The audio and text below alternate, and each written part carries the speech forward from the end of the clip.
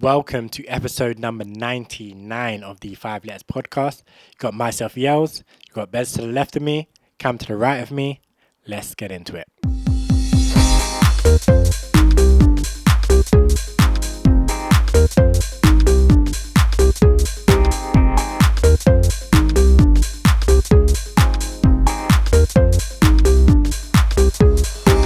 The 5 Letters podcast. Yes, episode 99. We're back again for another 2 weeks. Bez, Cam, once again, no long talking.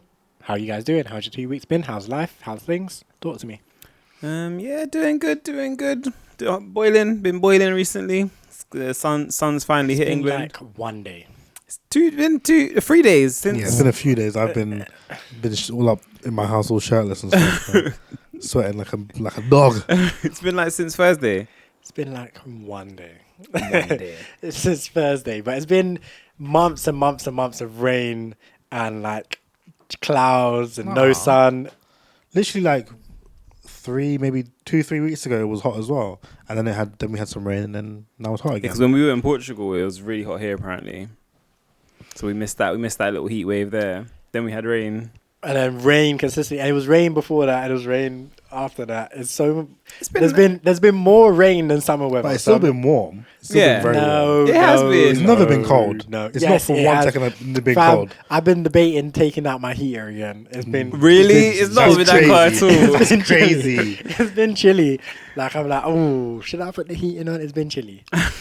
Look, like even you see the blanket there. Yeah. My girlfriend was wrapped up in that blanket. Bro, you lot. Crazy. You don't need to go to the doctor today. It's been chilly. It's been chilly, especially at nights and stuff. I've fully like. I wish it had been cold. Yeah, man. I've changed my cover out, so like I've got like a really thin like sheet now on because it's just been too hot that's been a good 2 months maybe or month and a half. It's been like 15 degrees. Like that's not warm. It's been nice. cold. It's been like 18. I feel like around them. It's been like 18 maximum. And that's it's not warm enough for July. No. I mean, technically, yeah. For normal July, it's cold. And like that weather, you'd expect that weather in March, like end of March, April. Yeah. And in end of March, April, you'd wear a coat, you'd wrap up at nights, and that's what it's been. No, that's what it's been. I think the rain. Yeah, I wouldn't expect the rain in July, but I feel like the actual temperature has been quite 18 degrees. Not like obviously it's not summer temperatures, but it's warmer than spring temperatures. No, like spring would be raining in like 10 degrees. Like no, I think March would be like 10, but then like April will be teens. Will be like teens, yeah, for sure.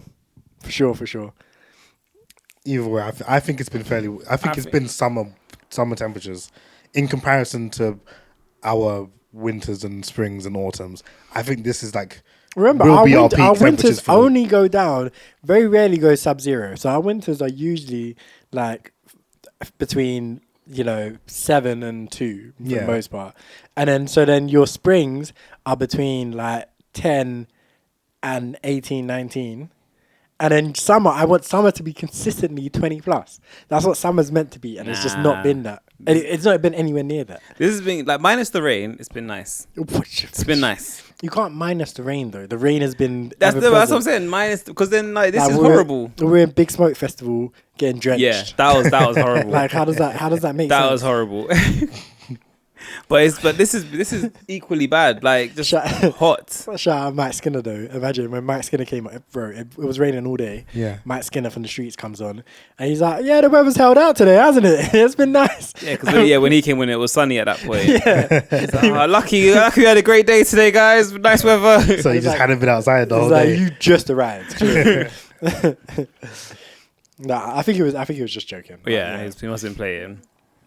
But yeah, other than the heat, been feeling good. Obviously, I went to Big Smoke Festival 2 weeks ago.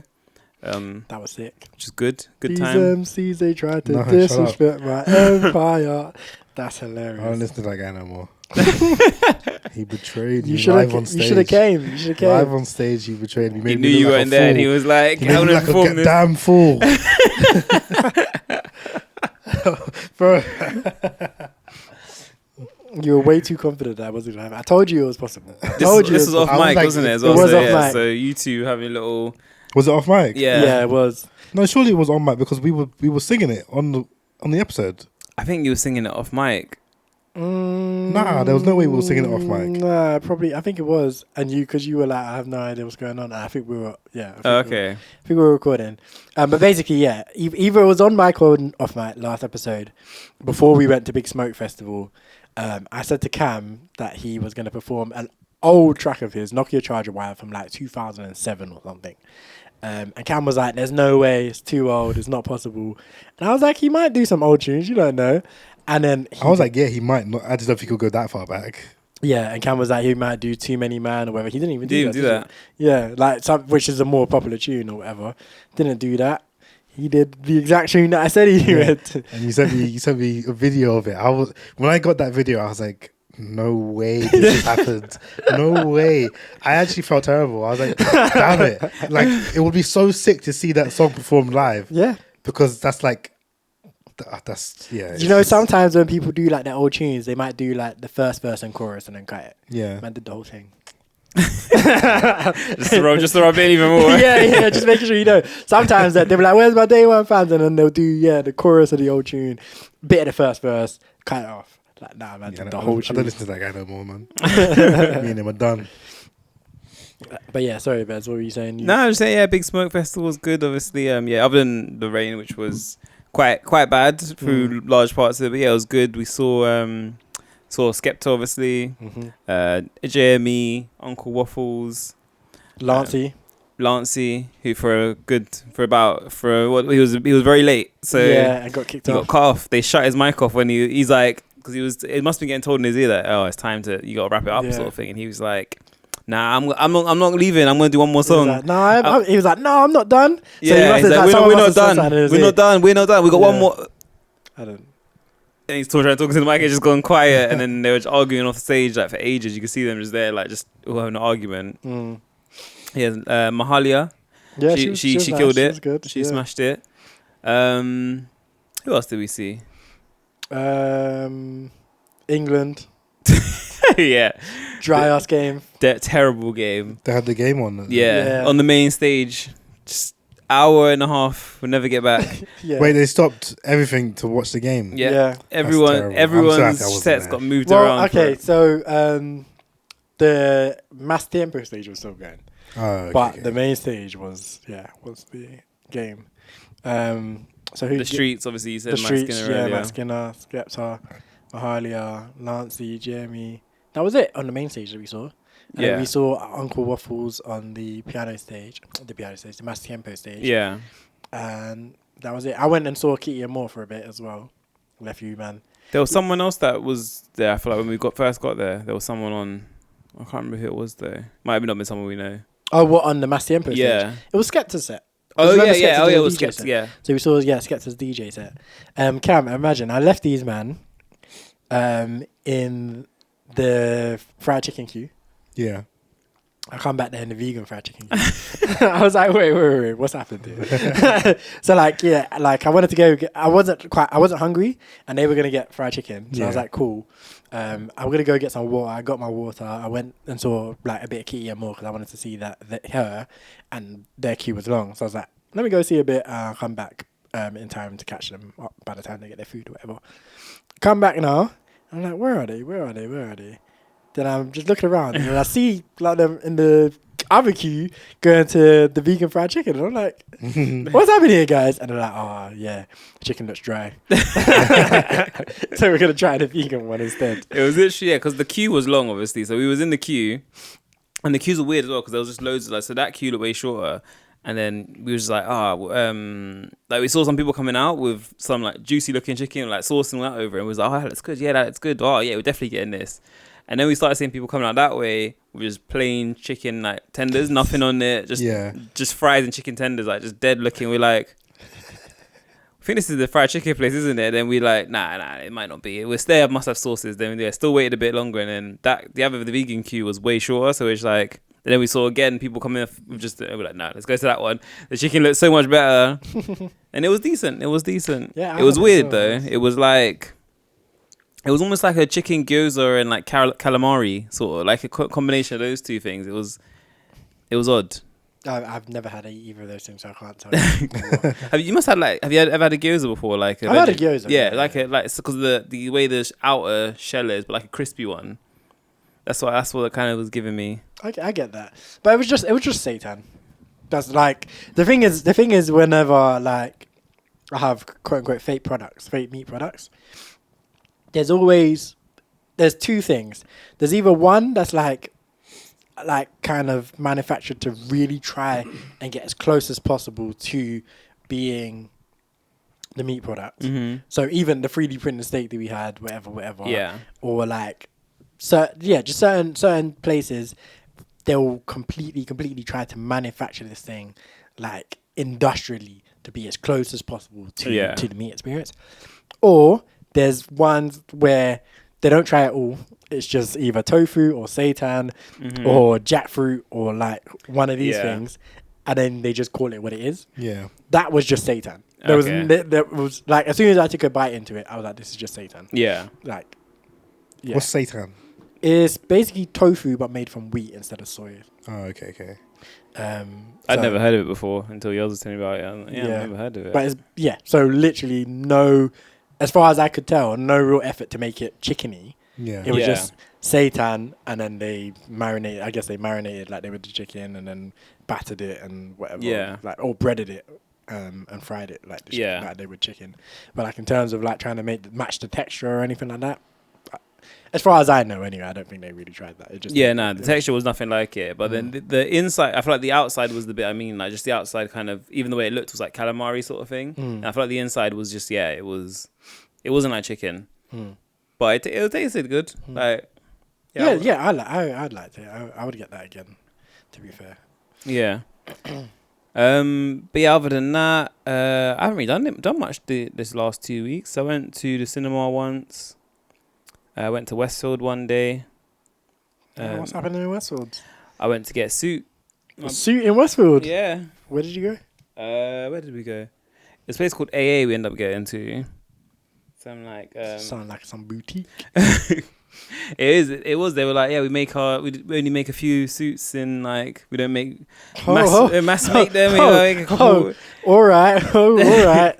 Like go. No, but they didn't have much. Like we went everywhere. We went to like Moss Bros. We went to we went to a few places, but they just didn't have much. Like because it's my brother's wedding, and he's looking for a very specific color, and I think the picture was kind of lying a bit. Like it was making it look very, very royal blue, like really bright and like vibrant and all this kind of stuff. But then all the ones in real life were looking more like just darker and a bit more dull, like work suit sort of thing. Yeah. So we went around everywhere looking, and this is the closest place we can find one too. So ended up going there. You know that guy on Twitter, Derek Guy or whatever, the fashion don.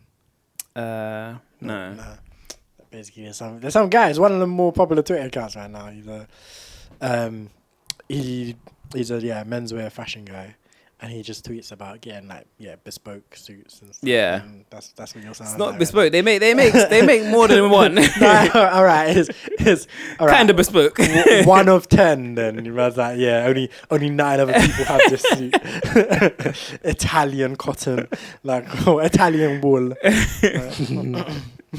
But it was a nice suit. It was a nice place and stuff as well. With my cufflinks. I had to get cufflinks. I don't even own cufflinks or a shirt that can probably even have cufflinks in it. Double. What's double cuffed? Yeah. You need a double cuff. I need to get some cufflinks in that. I need to be an adult. Where's that bow tie affair? Nah, tie. Blue tie. Oh, blue tie. Fair enough.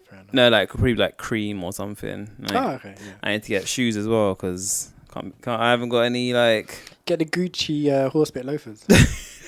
Since you're that guy now. I'm not that guy. I am not that guy. We'll get into how your team is been. Then you can talk about who's that guy. Who really is that guy? But they just went and got some food, and that was it. That's been my 2 weeks. Fair enough. Well, you else? I haven't done that guy. That guy. I've not done anything. I don't know what you're talking about. Right. Since we last recorded, let me see. Right. So since we last recorded, Big Smoke Festival, which we talked about, and then I went and watched Blue Lock, Cam with Cam. Oh, you don't want to watch it? Yeah, we went and watched it. Forgot about that, but yeah, we can get into that properly later. Went to cinema again as well to watch A Quiet Place Day 1 as well. Have you both seen that? No, I've not seen any of them. I don't remember any of the first two either. So. Mad. Well, yeah, I'll talk about that more later as well. Went to see Megan Thee Stallion in concert at the O2. That was a good time. That was definitely a good time. Saw Miss Banks opening up for her as well, which was a vibe. And then yeah, that's it. I don't know what you're talking about, being money. Man, so that's it. He went to go and check out David Lloyd's today, thinking about signing up, getting involved. Who was that? David Lloyd's, the gym. Yeah, the wellness center. Wellness like center. the wellness. It's not even just the gym. It's a leisure center, a wellness center. How much is that? Like £400 a month? Not far off. It's $250 a month. Jesus, crazy, bro. If I had the money, I would pay for that though. So would I. Because it's just better than like an everyday gym. Mm-hmm. Yeah. So like, yeah, I went there. I got a tour today. The tour of the gym. It was a tour of the club. Cam. The club. Not a tour of the gym. It's just tour of the club. I'm gonna simplify it to a gym and make it sound stupid. The gym is like literally like out. The gym is tiny. Like the gym is probably the size the of gym this is room. bigger than what you remember because they've renovated and it's pretty sizable now. So she was like, this is what we used to have. She showed me the room and she's like, it used to only be this, and then there's more stuff now. So they have like they have like an upstairs bit with like all the cardio. They had that before as well. So it was just the upstairs bit and then like a room downstairs and then it cut off there where the speed bit was. Yeah, no, there's more than that. Okay. So yeah, there's the upstairs bit, there's the room downstairs, then there's a whole other side. So the bit that you're talking about, there's a whole other side. Oh, okay, as well fair. now. All right.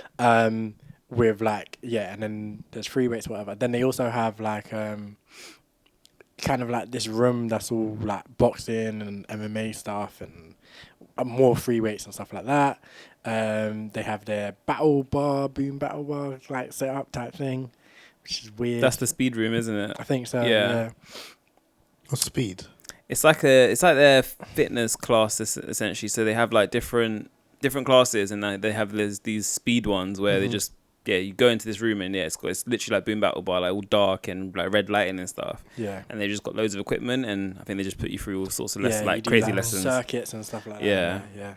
Yeah. But we were in and out of there within about 30 seconds because she was just like, it's a gym. You've seen a gym. There's more interesting things to see here. And I was like, okay, cool. So then she was showing me the working space they have. She was like, oh, if you work from home, you can bring your laptop, complimentary Wi-Fi, come sit here.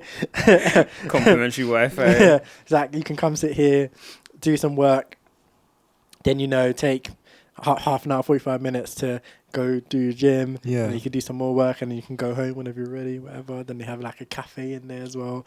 Members get 10% off. Then she was showing me like all the indoor racket courts. She was like, oh, we have tennis here, badminton here, squash. I'm like, blood, you have squash courts? I'm trying to play squash, bro. That's what I'm saying. Imagine man squash courts. Imagine we've got squash courts. See, look at him. Look at him. He is that guy. That's what I'm saying. I'm not that guy. Get the Gucci loafers, bro. You're that guy. You were talking about when you might want to join my gym. And I'm like, yeah, they got squash courts as well, man. I was considering it, but I don't know. Now that I know they got squash courts, it might be out of my... I might not have the capacity. But yeah, squash courts, they have... There's that. What's that? I always forget the name. Paddle ball. There's that. Oh, pickleball. Yeah, they have that as well. Yeah.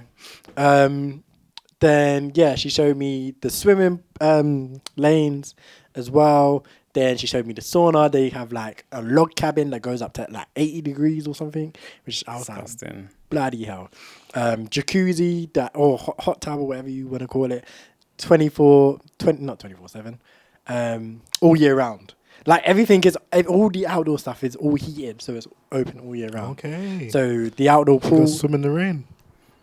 Gross, I know. But the outdoor pool is open all year round because it's heated. The sauna, they have like ice baths in there. They have the hot ones. Like where is this? Like, just there across the road. Okay, literally across the road. Walking distance. Yeah, literally. Cam, have you not? You've seen it, surely. I mean, I've not seen it. You know where the cricket club is? Just out there. I've not You are noticed. not observing, bro. Bro, I feel like everything on there is all green. It's all everything green. After all the green. Okay, so you know where the pub is, right? Yeah. Across the road from the pub is a cricket. Okay. And next to the cricket is David Lloyd's. Okay. So it's literally It's literally right on the corner, there. like when you're turning in. Yeah. Yeah, that corner is literally right there. Literally. I've not seen any. Yeah, I've not seen any signs or anything for it. So It's There's only a got one big- big sign outside it. Big sign. is it green? No, No. it's white. Okay. No, I feel like everything just blends. you're probably driving that way on your way home, and Yeah. I reckon you'll see it now. You'll see it now that you've I've- mentioned it, yeah. Yeah, I'll look out for it because I've gone past it since you lot have been. Plenty I've of gone past times, it pretty yeah. much every time I come here. Mhm. Yeah. So yeah. But yeah, basically they just so many facilities, so many things, and it's open from like 6 to 11, like so. Yeah, I was just like, but then she was like, right, so we only have our deluxe plus membership, and it's £250 per month. But for this month, we've halved the joining fee, and the joining fee is only 80 quid for this month. And I was like, Bro, oh, 160 join in. Mm-hmm. That's I was like, crazy. I was like, only 80, wow, that's a really Wow, good that's deal. really Wow. And in I don't know if I could have my disgust, but I'm like, I wouldn't be able to act. I didn't even get an email from when I left No? it because I think my face just, when he told me the price, my face just did not, I was like, I'm like, that's crazy numbers you're saying to me right now. yeah. Like- and it was cheaper at the time I went as well to go and do the tour. It was crazy. I was just like to her, she was like, oh, okay, so we could get you signed up now if you want to. And I was like, I don't know if I wanted to help. I mean, you could have. You're freshly paid. yeah, I mean, yeah, but nah. I was just like, yeah, no. I was just like, yeah, let me mull it over because I know you said that the joining fee is half price for the rest of the month. So that means I've got time to think about it because obviously, as you can understand, £250 per month is a big commitment, especially if I have to sign up for 12 months. I'm proper said it like, yeah, like I need to think about this because not because I can't afford it, but you know, just like it's 12 months, and I've got some time, and because. The reason why I have money like this, the reason why I have £250 I can even spend on this, because I think about my expenses. So, yeah. And then I ran out of there, like before they called the police. Like, there's broke people around, there's brokies around. Yeah. But yeah, that was basically my 2 weeks anyway. Cool. My 2 weeks. Obviously, I went to watch Blue Lock with you. And that's the only thing I've done. I mean, I was sick the past few days, so I stayed at home. I was just watching a bunch of things. Watched like 3 movies. Started a new TV show. Getting to that in the watch list. But other than that, yeah, nothing. Oh, I watched Hamilton win a race at Silverstone. I thought you were gonna say you watched Hamilton. I was like, damn, I was like, that's something, my guy. Mr. Lewis Hamilton. Finally Lewis. won in his hometown. Yeah. Literally, it's been since 2021 he hasn't won a race. Washed. My guy was in tears. He was in tears. He was so happy he won. Did you go watch it live or? No. Oh, okay. I might next year, I literally signed up for Is it a ballot sort of thing or? I don't think it's a ballot, but like I just signed up for like a reminder for when Yeah. tickets go live. It's so expensive though. I know. Silverstone. Go. Like I feel like it's cheaper to go to Like Monza, or whatever. Germany or something. Yeah, go watch Monza in Italy. Like it's probably cheaper to do that than watch Silverstone in the UK. You're probably right.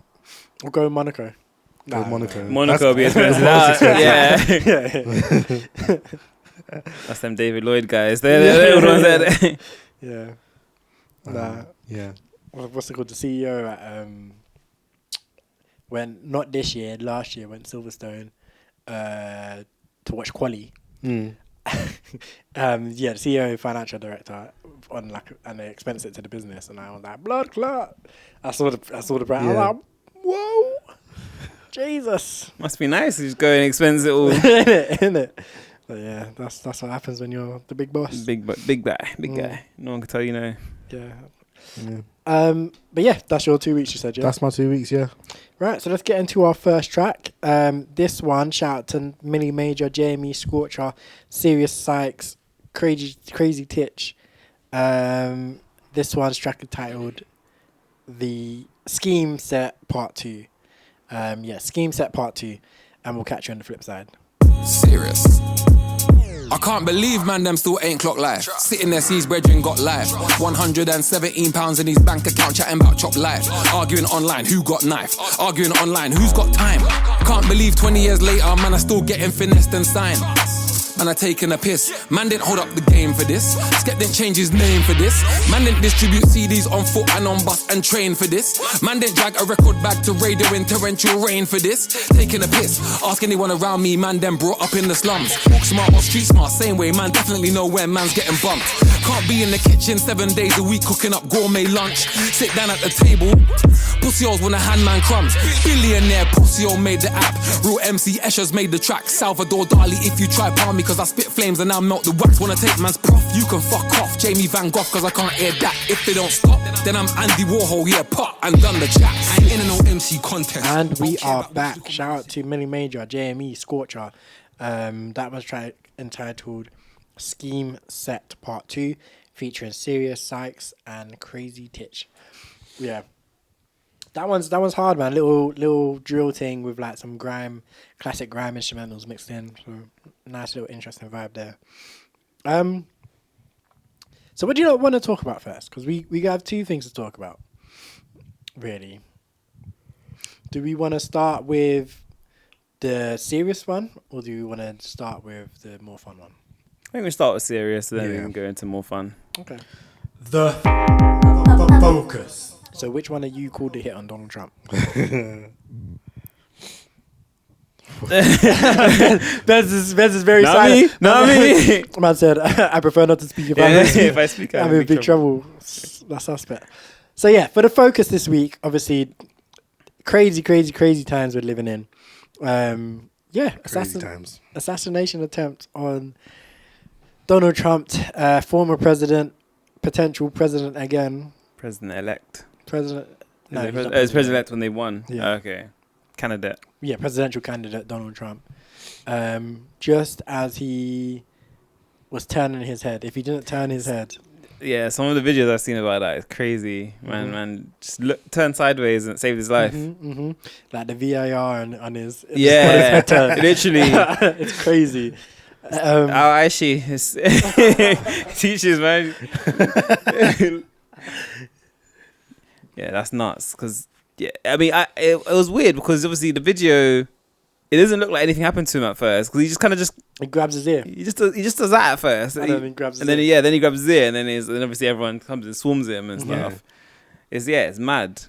Yeah, the video definitely was strange because you kind of like it doesn't really sound like. It didn't really. I mean, I guess it did sound like gunshots, but it wasn't like super like loud. So it was just like pop, pop, pop. Yeah, like that, and it was just like. And you just see him, he like you said, but he does the head movement, he grabs his ear, then he goes down behind the podium. Yeah. And then Secret Service just jump on top of him and all of that. And it's just like crazy. No, he was just standing in front of him, their arms up like, no. He just said like, no, I must show my solidarity and puts his arm up. But what are you guys saying for that? Like people have been on like the internet have been saying the Secret Service are not on job. Like not at all. Yeah. You agree? The fact that it was possible. Someone slipped up somewhere. Like massively, yeah. Apparently they saw the guy climbing. Yeah. Like they've got a photo right next to him. Like how can you get that photo when they haven't taken him out yet and stuff and he was able to get the shot off and all that kind of stuff. Actually, I saw an interview of a guy saying that they saw the guy going up the side of the building or whatever. Yeah. And he was like trying to signal the police or whoever was there, saying like, there's a guy here. But because they couldn't see the guy from where they were, no one reacted and moved. That's terrible.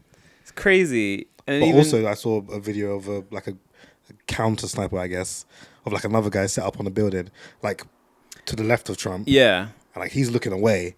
And then you see obviously Trump go down and you see him like kind of move like he took a shot as well. So I don't know what happened. So you're saying like a Secret Service, like like someone to protect him, sort of thing. Yeah, like because you would think they would have people stationed around, in case there is anyone up on a roof somewhere to. And they like you hear them say shoot it down in the video with Trump, like the ones that jump on him or like whatever, like they obviously they got their headpieces in, and when they start to move him, they're like shoot it down. Yeah, that's why they start to move him. So I imagine your sniper did something. But yeah, it's just mad, and the fact that they allowed him like to pause to get his shoe, and then do the whole fist pumping and like fight. Like you're meant to, this guy just got shot. There's active shooter at this guy, and then you let him break his way out from all of you to put his fist in the air. And the point is as well, like yes, that one shooter is down, but you don't know if there's more. There might, you missed that one. There could be plenty more, and you're like, no, we're gonna, because they should have got him off stage. Really, that's what they should have done straight away. But instead, they just I don't know what. No, he should have stayed where he was because the podium is bulletproof. It was cutting. As soon as far as I'm aware, the podium is bulletproof. So him getting down behind the podium was perfect. Yeah, and then being on top of him behind the podium again, perfect to protect him because the podium's bulletproof. They're on top of him.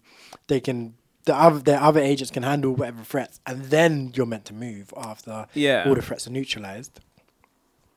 But if you're gonna move him, then move quickly, innit? That's the thing. I would have thought like when they let him get up, they would move him straight away, not give him a chance to, because they weren't even trying to stop him. They were just standing there, their arms in the air, like, in case someone's shooting, stop the bullet. Like, if it's a sniper rifle, it's going through both of you anyway. If that's the thing. So they messed up massively there. Yeah. So it's crazy. Yeah, it's crazy to think, and that this guy might be the next president. I reckon he, especially after that.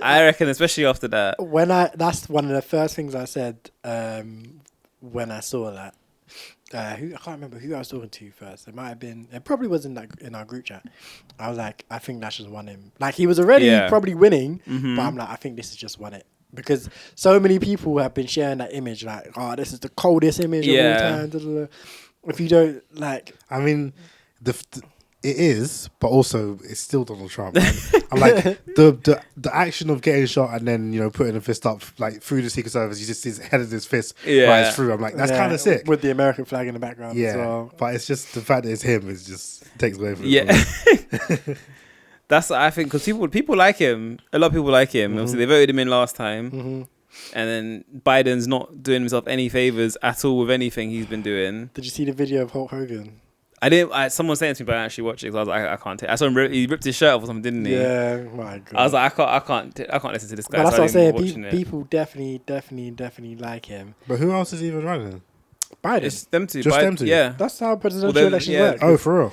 Well, they're the main two, aren't they? Like there's the Republican and Democrats, I think. Yeah. So similar to here, I guess, where you have Labour and Conservative are the two big ones. And I think you have like, do you have like some independent ones? You can have independents, yeah. But they just don't get anywhere. Not as well. Like obviously Kanye West ran and he got like 0.3% of the vote or something. So like you have independents, but yeah, they're no real threat. Like in the UK, like Liberal Democrats and your Green Parties and your Reforms, like they have some weight, at least a little bit of weight. Independents in America get nowhere. Do nothing and get nowhere really. Because I guess you don't even see them like debating or anything. You only ever see it'd be Trump and Biden, and that's it. It won't be anyone else like in the room debating them. Yeah. But Biden is not doing himself any favors. So Trump, I feel like as you said, Trump was already probably odds-on favorite to win, and then that image, everyone's like, this is America, this is Murica, this is what we're about. Like, let me show you guys this Hulk Hogan thing quickly. All right, Cam.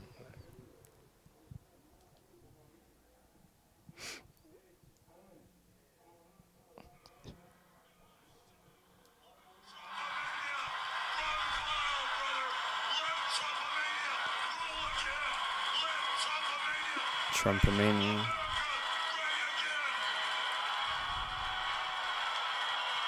He's looking so smug. Trump is like, I love it. Bro, the country's so cooked, man. He rips off his shirt. The country is so cooked. This guy. I hate Hulk Hogan so much. I hate him so much, bro. Look at Trump. Trump's so proud. So proud, smug. Yeah. Yeah, Hulk Hogan, I hate him, bro. He's... Let's look at this picture. I tweeted that. I literally tweeted that. That's jokes. Yeah, look. Yeah. Yeah. Hulk Hogan's such a bitch, man. Yeah, proper. But yeah, like but the thing is, if the attempt was successful, I think it would have been crazy. Could you imagine? I think like them Trump supporters are wild. Yeah, like they're insane. Like some of them anyway are completely insane. Good portion of American. I reckon, someone would have tried to clap back on someone. Like, a bunch of people probably would have tried. They would have been. They would have rioted. Like, look up into the Capitol thing. Yeah, when he lost the election. Yeah, and that was Trump said, we're going to storm the Capitol. Mm-hmm. And then, yeah, so just imagine if he was actually assassinated. Yeah, that would have been crazy. America was heading for into a dark... I mean, they headed to a dark place anyway, but they were heading, like, straight into the wall. Yeah. Straight into the wall, like... And a turn of the head. Crazy. Just stopped it all. Jesus. Do you guys think it's real? I think it's real. I don't see... Like, I see a lot of people being like, oh, it was set up to make Trump look better, whatever. I don't see the risk-reward being worth it, because... he was already winning. Yeah. Yeah. As far as most people were concerned, he was already winning. Biden looks like just a dodgy old man. Like it's ridiculous. Yeah. But, like I don't see the risk reward, especially like people died. Mm. Oh, the people that actually died? Yeah. People behind him got shot. Oh, okay, fair. Because the shooter fired like 5 times. Yeah. And like. I think one person was confirmed dead and 2 people injured, something like that. Oh, okay. I think the guy that died was protecting his like child. Right. So yeah, there was no need for people to die. Mm-hmm. There was no need for Trump to even get shot. If like you just need someone to shoot in your general direction, you don't actually need to get hit. So yeah, I don't believe it. Especially because of how close it was as well. He didn't turn his head, he would be dead and all this sort of stuff. Like. Yeah, and I don't believe people were like, oh, he did the WWE, like, bladed his ear. Oh, yeah, no, yeah. I'm not believing that. Yeah, that's not true, yeah. Either. So, yeah, I just don't see why it wouldn't. Yeah, I can't see the logic as to why they would fake it. Yeah. But what about you? What are you thinking? I don't know. I feel like his reaction and stuff it gives me like fake vibes, because like when the adrenaline's pumping, man. Yeah, I feel like he's the kind of he's like in the situation, most people would be like, yeah, everyone who's around me, please protect me. I'm not coming up. I'm not trying to get my face out of this and make a what's the word? I don't know. Like a show of it. Yeah, make a show of it. But I feel like he is that kind of person who might do that. He is. Not even might do. He is that kind of person. Yeah. But I feel like for me, obviously, it's even before like the adrenaline's pumping. So when he actually gets shot and how like it's. I've never been shot before, so I don't know what it feels like. But like the way he just like a little bug flew into his ear or something. But again, it's only your ear. Like it's only his ear. So like I'm sure it hurt. It was like a pang of like bow but I'm sure it wasn't like. Also, there's no the force of it hitting your ear. It's not gonna move your whole body, that kind of thing. Like it's gonna go through your ear, then you're like Yeah, like, if it hit him in his chest, you see the whole chest move back. Like but the way his reaction was just like. And then it was like, like it wasn't like, it was just like because it was probably I can see that. I can see that. I feel like the pain probably doesn't kick in like it's like a little tinge, and then for a second, and then it's like, oh my god, I just got shot in my ear. Yeah, I guess because like it's like it takes. I feel like that kind of where you get like tangentially hit on something like your ear. Where I don't think there's that many like nerve endings and stuff. If someone comes behind you and flicks your ear, it hurts. Like.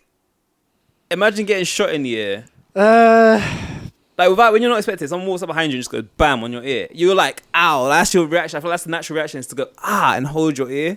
Again, I think it depends where you get hit. Like I feel like if someone hits like the full force of your ear. Yeah. Like the full like your full ear and flicks you like that, I think, yeah, for sure. But I feel like if it just scrapes you or just...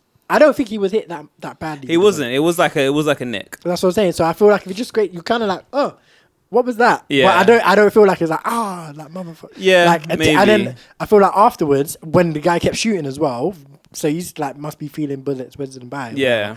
And he's like, oh, I understand what's happening now. Mm-hmm. Let me get down. And you might have started feeling like the blood trickling. Or whatever. Yeah. Like, I feel like, but I feel like it's a very natural reaction. I feel like a lot of times people don't realize how you react in stuff. I saw a guy. I hate when people do this. Like, someone showed me a video of a guy getting stabbed, and he was just walking around. When his leg got like sliced, or that one? Or no, he got like shanked in the chest. Oh. Yeah, it was like whatever was happening. It was like a scrap or whatever. So the guy pulled out a blade. He jumped back. And I think he thought he got missed. Yeah. And he like just backed up, tried to walk away. And then was like just standing around and then just collapsed. Oh, this was in like a shopping mall or something, wasn't it? Like a while ago. Yeah, I remember. Right, this was ages ago. And like everyone's like, I just remember being like, why is he? And I was like, no, I don't think he realized he got stabbed. Yeah, but then again, that's when the adrenaline's pumping. So I think that's the difference. Where like if you're just standing there, there's no adrenaline pumping. So if he was like in a scrap and then got nicked, then I would understand that you probably wouldn't even notice because you have the adrenaline pumping. You're so hyped up, you don't notice. But he's talking to a bunch of people, and you know how Trump is. I'm sure he's in an adrenaline state. Maybe true. Like, because I mean, he still reacted to it very quickly. Like, you see that he got shot instantly. Yeah, because of how he reacts. Mm-hmm. But that's why I feel like just his reaction and like the whole scene of it just seems like he knows. That's what I feel like, because his reaction, well, for me anyway, I feel like it wasn't natural. And then his getting up after and doing the whole means like, I know there's no one else here trying to kill me now, and there's no way you could be confident of that. I can see all of that. I also think the fact that he's like, my shoes, like over the mic you can hear him saying like, I need to get my shoes. Yeah, I feel like that's points towards him not having known that he was about to get shot at.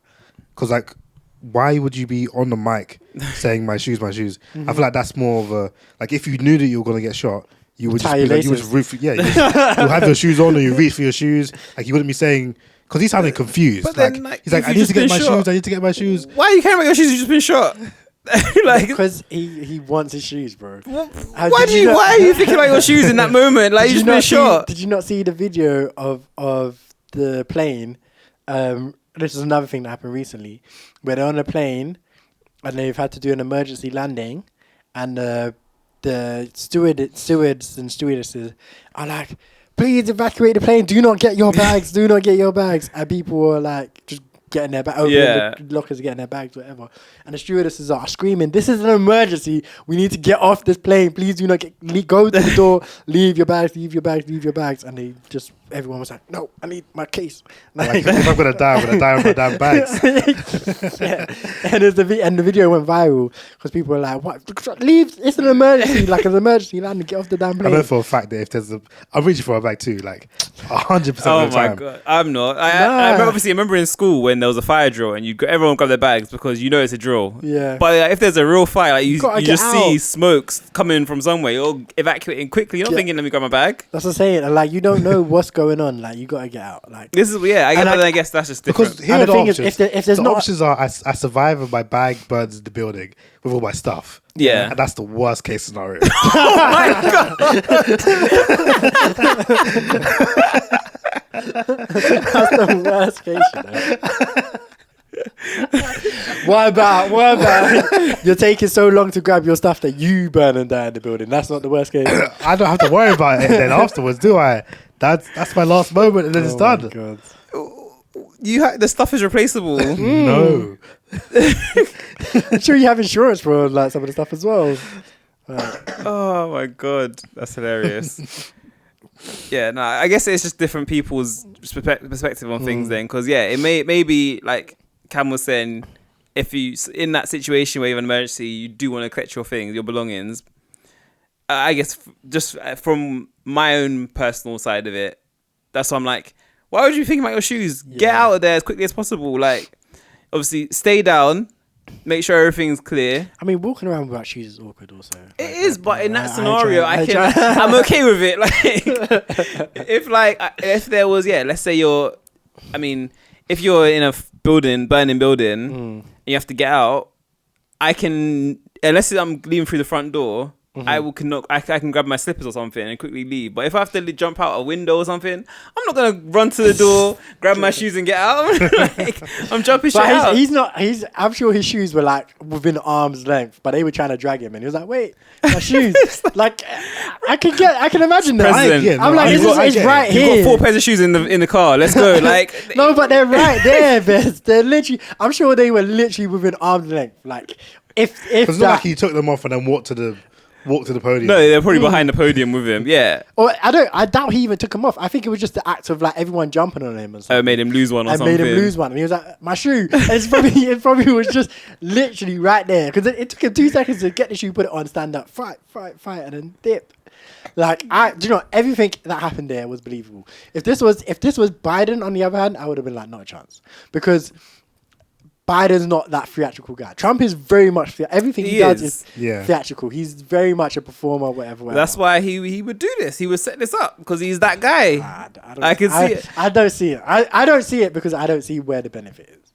It's just I feel like it's now. I think if he said that, the world is a mess. The world is a mess. The world is a mess anyway. Yeah. And I feel like he's now just clear. Like before, it would have been probably close, or maybe not even close. Like it might have been like 60-40. Now I reckon it's like 80-20, 70, 75, 35, the 25 sort of thing. I reckon he's like guaranteed now to win it. And obviously, then I feel like that's just because rather than leaving it up to chance, it's like let me do something that's gonna make it undoubtedly I'm winning. And I reckon that will, because I feel like that will sway a lot of people. It will sway a lot of people, but I don't think he needed to. I don't think he needed to do that, and I don't think any of his political advisors would have advised that. Yeah, I feel like even if he had the idea, I think they would have been all that, and you don't need to do this. Yeah, like I just maybe it's hopeful thinking, wishful thinking, but I just can't fathom him having to do that and why, especially when he's winning. Like if he was marginally behind, I think we might be able to have that conversation of him being like, okay, maybe this will just push me a bit over the edge. Yeah. But he was ahead. Like, yeah. As far as everything was going, he was doing very, very well. Like, so yeah, I don't know. I think it's just because it's him that people kind of go towards that, because like he's a theatrical guy, he's not a serious politician like that. I think because it's him, people go, oh yeah, this might be fake, fake, but nah, I think this is realer than the Twin Towers being a whole nother can of worms. realer than 9/11. That being real. Yeah, that's a whole other can of worms. But I think because it's him, I wouldn't put it past him, sort of thing. But then I think I guess if people died and stuff, so I didn't know that. So maybe you wouldn't set up when you can actually potentially kill people and stuff. Yeah, because if it comes out that it's fake and people died, you're finished. That's it. You're cooked. You're done. Yeah, you're absolutely done. Yeah. At that point, like so. Why is he running for whatever party he's running for? The Republican Party. Yeah, I've like after his term, I thought like there would have been a switch up, just based off of how his presidential term went. I thought no, because he ran again after his term. He had did his term. I mean, even after that, like after him running again, like I feel like everything that's happened since Biden's been president with Trump has been just mostly negative things. So why is he mostly negative to you? Okay. So his like legal troubles and stuff. Like his supporters, they just consider it to be like lefty lawyers and he's being politically persecuted and like he's a victim of the system. Like, they don't think it's a bad thing. They think he's being targeted because the woke mob want to prevent Trump from making America great again. Like, see. It's not, yeah. So, but also it doesn't work quite the same way that it does here, where you have like leader of the party here, and then the leader of the party becomes prime minister. In America, you get voted to become the nominee for your party, and he's just far and away the most popular Republican right now. So it doesn't matter like the party can't really do it. I mean, the party can expel him. Yeah, but then that would just be dumb of them because they haven't got anyone else to stand in. He's his by place. far and away the most popular Republican. So, and then if you get voted, you get voted across the country. Yeah, To become the nominee for the Republican Party and the Democrat Party. So, I see. Did you guys see this video?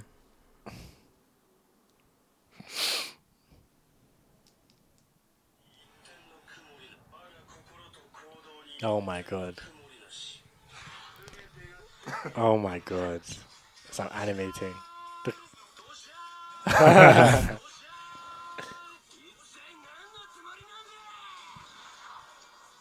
Oh my days.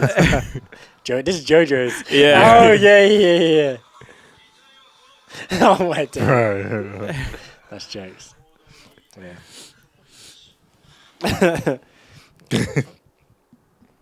Yeah. Man. Oh, it's crazy. Did you see that Trump's potential vice president, the guy that's running with him, J.D. Vance, I think his name is, said that the UK is the first Islamist country to have nuclear weapons? What? What? The first Islamist country. He said he was, I can't remember who, he said, I was having a conversation with, actually, let me see if I can find it. But it's basically like, I was having a conversation with someone and they were asking me who I think the first Islamist country to achieve nuclear weapons will be. Will it be Iran? Will it be this, that, and it's like, with the Labour Party being voted in, I think the UK is the first. Oh my god. And I was just like, oh my days, here we go. What is he talking about? What's blood waffling about? What's my man waffling about? Yeah, I didn't even know. Because is Kamala Harris still Biden's vice president? Mm-hmm. She might be. If he drops out, she's going to be the one. But he's sick at the moment, isn't he? He's got COVID. So they're saying he might not make it out the other side. Well, he's not to run again. His symptoms aren't so bad. But he just tweeted, "I'm sick." Yeah. Did he really? Yeah, I'm sick. That was it. That's jokes. And he's like, I have got COVID. I'm at home having to watch Trump or something. He's saying that. But yeah, this is what the guy said. I have to beat up on the UK. Just one additional thing. I was talking with a friend recently, and we were talking about, one of the big dangers in the world, of course, is nuclear proliferation. Though, of course, the Biden administration doesn't care about it. And I was talking about, what is the first truly Islamist country that will get a nuclear weapon? And we were like, maybe it's Iran. Maybe Pakistan already kind of counts. And then we sort of finally decided maybe it's actually the UK, since Labour just took over. But I like my guy's out here doing a tight five, man. What the hell? like, has man even been to the UK? Like, what kind of nonsense are you? He literally set that up like he was on stage doing a comedy show. Yeah. What does he even mean by that? Who knows, bro? It doesn't even make sense. What does he even mean by that? It doesn't make sense. But yeah, he's saying the UK is a freaking Islamist country governed by Sharia law. Yes, please. It's foolishness. The UK don't even like Muslims like that. That's what I mean. For real. How many people were saying, get back to your country and all that nonsense. And then, but we're an Islamist country.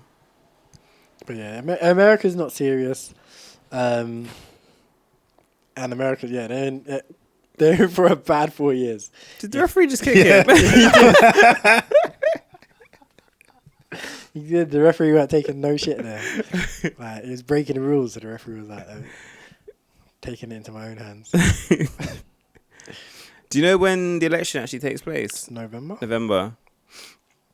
So there's still time. There's still time for a lot to happen. Yeah. Also, why I don't think it was fake, because I was like, why would you do it so far away? Yeah. Like, there's plenty of time for things to change. True. You got to do it with, like, leave that fresh in people's mind and do it like 2 weeks before. Yeah, that's true.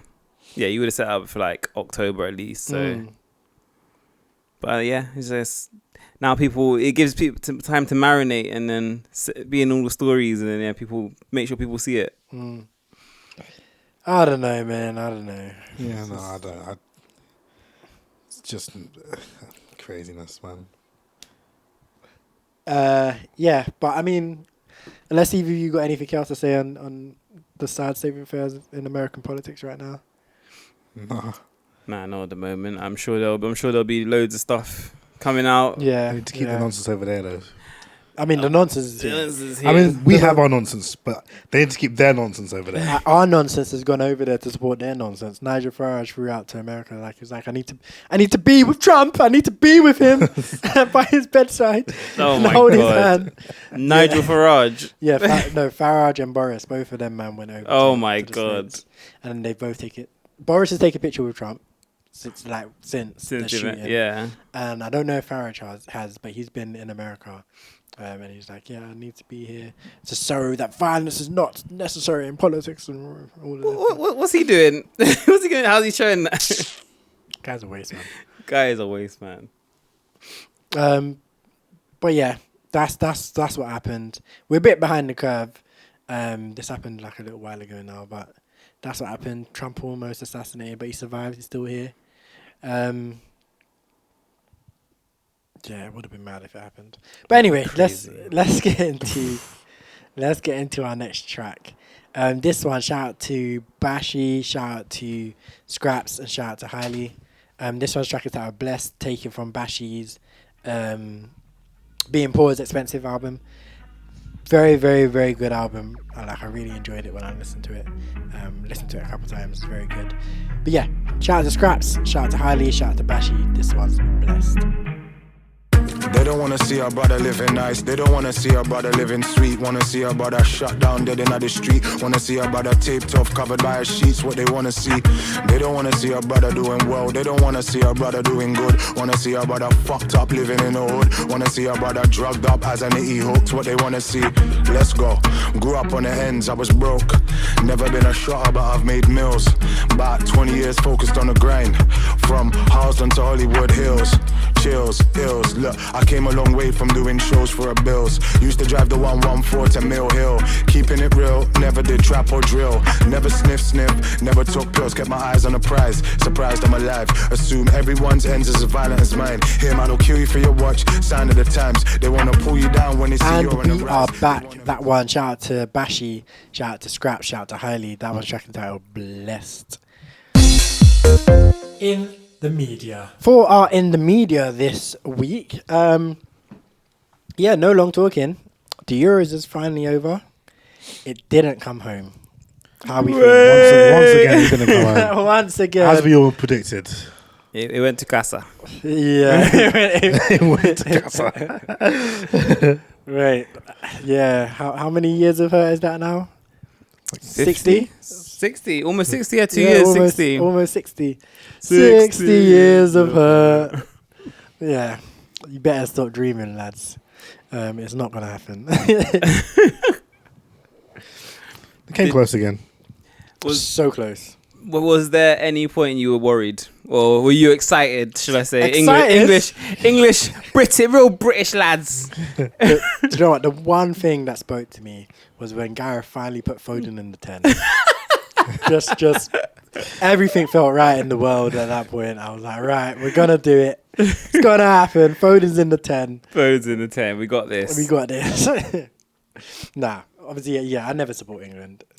So I was concerned after the game, the semi-finals, because they looked good. That was the best that they looked. Yeah. The whole tournament, pretty much. They looked good. They managed to win the game, even though I think the penalty was a bit soft. That was never a penalty, in my opinion. Yeah, definitely. Did you see it, Cam? I didn't watch that game. But yeah, they had a backup penalty early on, right? Netherlands, yes. So Netherlands scored first, then England got a penalty, and the penalty was literally, Harry Kane was going to like volley the ball. Yeah. And like the defender put his leg up to kind of block it. And Kane kicked the ball and then went through and his hit leg. and kicked the defender. Then obviously went down holding his foot, and then they VAR'd it. And he kicked the defender, or defender kicked his leg? He kicked the defender. But defenders, the point was the defender's leg shouldn't have been that high. So the defender was out there like that, and then Kane came in and kicked him like that, but then got the ball and then kicked the ball up and then kicked the defender, and then the defender gave a penalty and got a yellow card for it. And in my opinion, never a penalty. My opinion, not. But the people, basically, the people who say that is like the defender should never have his leg that high. Like, but he didn't stop a goal scoring chance or anything like that.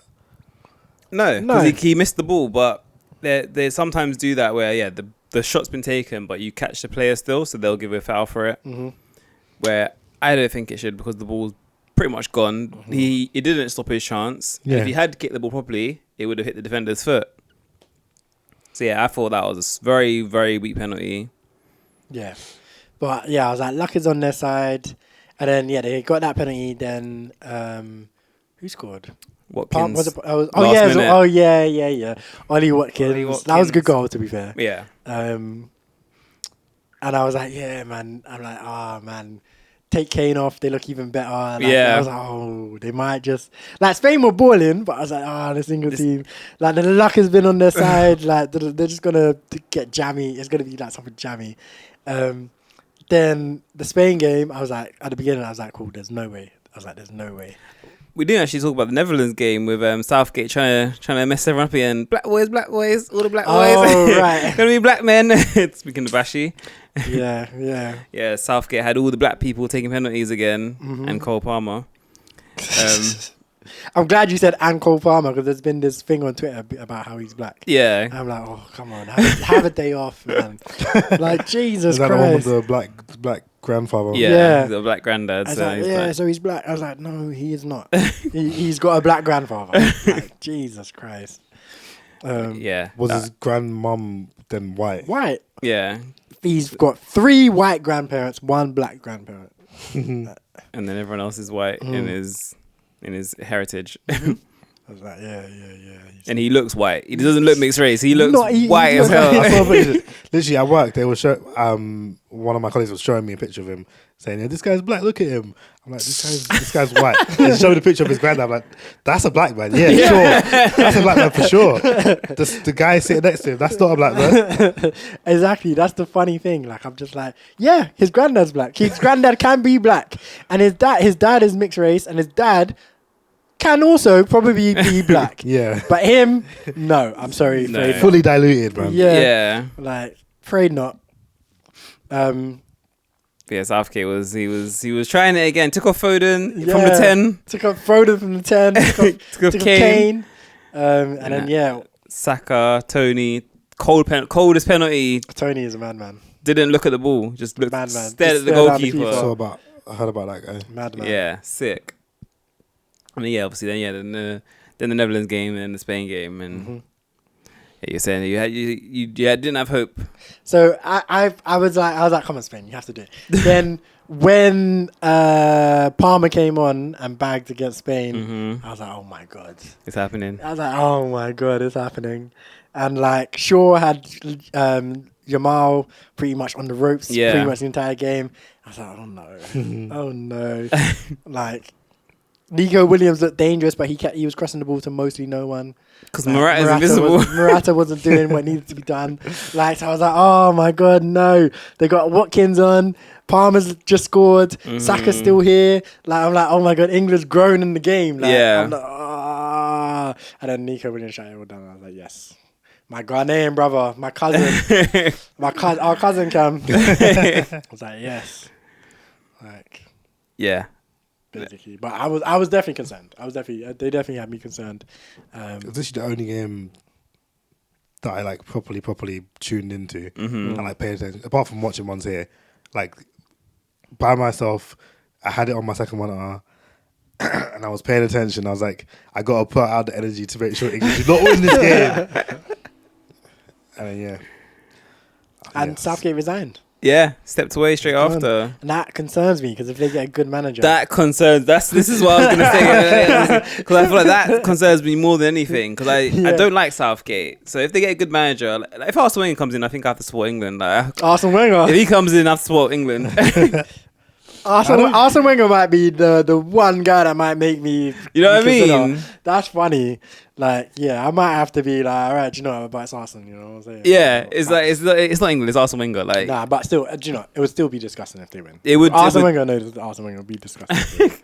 Why so much hate for Southgate? Has he not done like better than any manager's done previously? He's Technically, he has. On paper. No, Sam Allardyce, 100% win record. No, but he had one game. Won a friendly. Like, yes, well done. He had one game and then quit. Southgate England have been to 3 finals in their entire existence. The 1966 World Cup, the World Cup last, the Euros last, and this Euros. Yeah. So 2 of the finals appearances were under Southgate. Southgate is objectively the second best manager on paper. And that's only because he hasn't won anything. Like, if he'd won one of these finals, he'd be their best manager in history. Because he's on paper. Out of 3 tournaments, final, semi-final, final. So like he's done very well with them on paper. I will keep saying on paper. Because the football that they are playing is completely woeful for the group. Yeah. For the talent as a group is completely woeful. But how is that on him? They've been failing. He's the manager. He's the manager. They've been failing upwards. So the players take no responsibility. So the reason why they've been so good is because the players are so good. Like they're winning on individual quality. But you're saying the football they're playing is not good. It's not. It's not good. So Cam,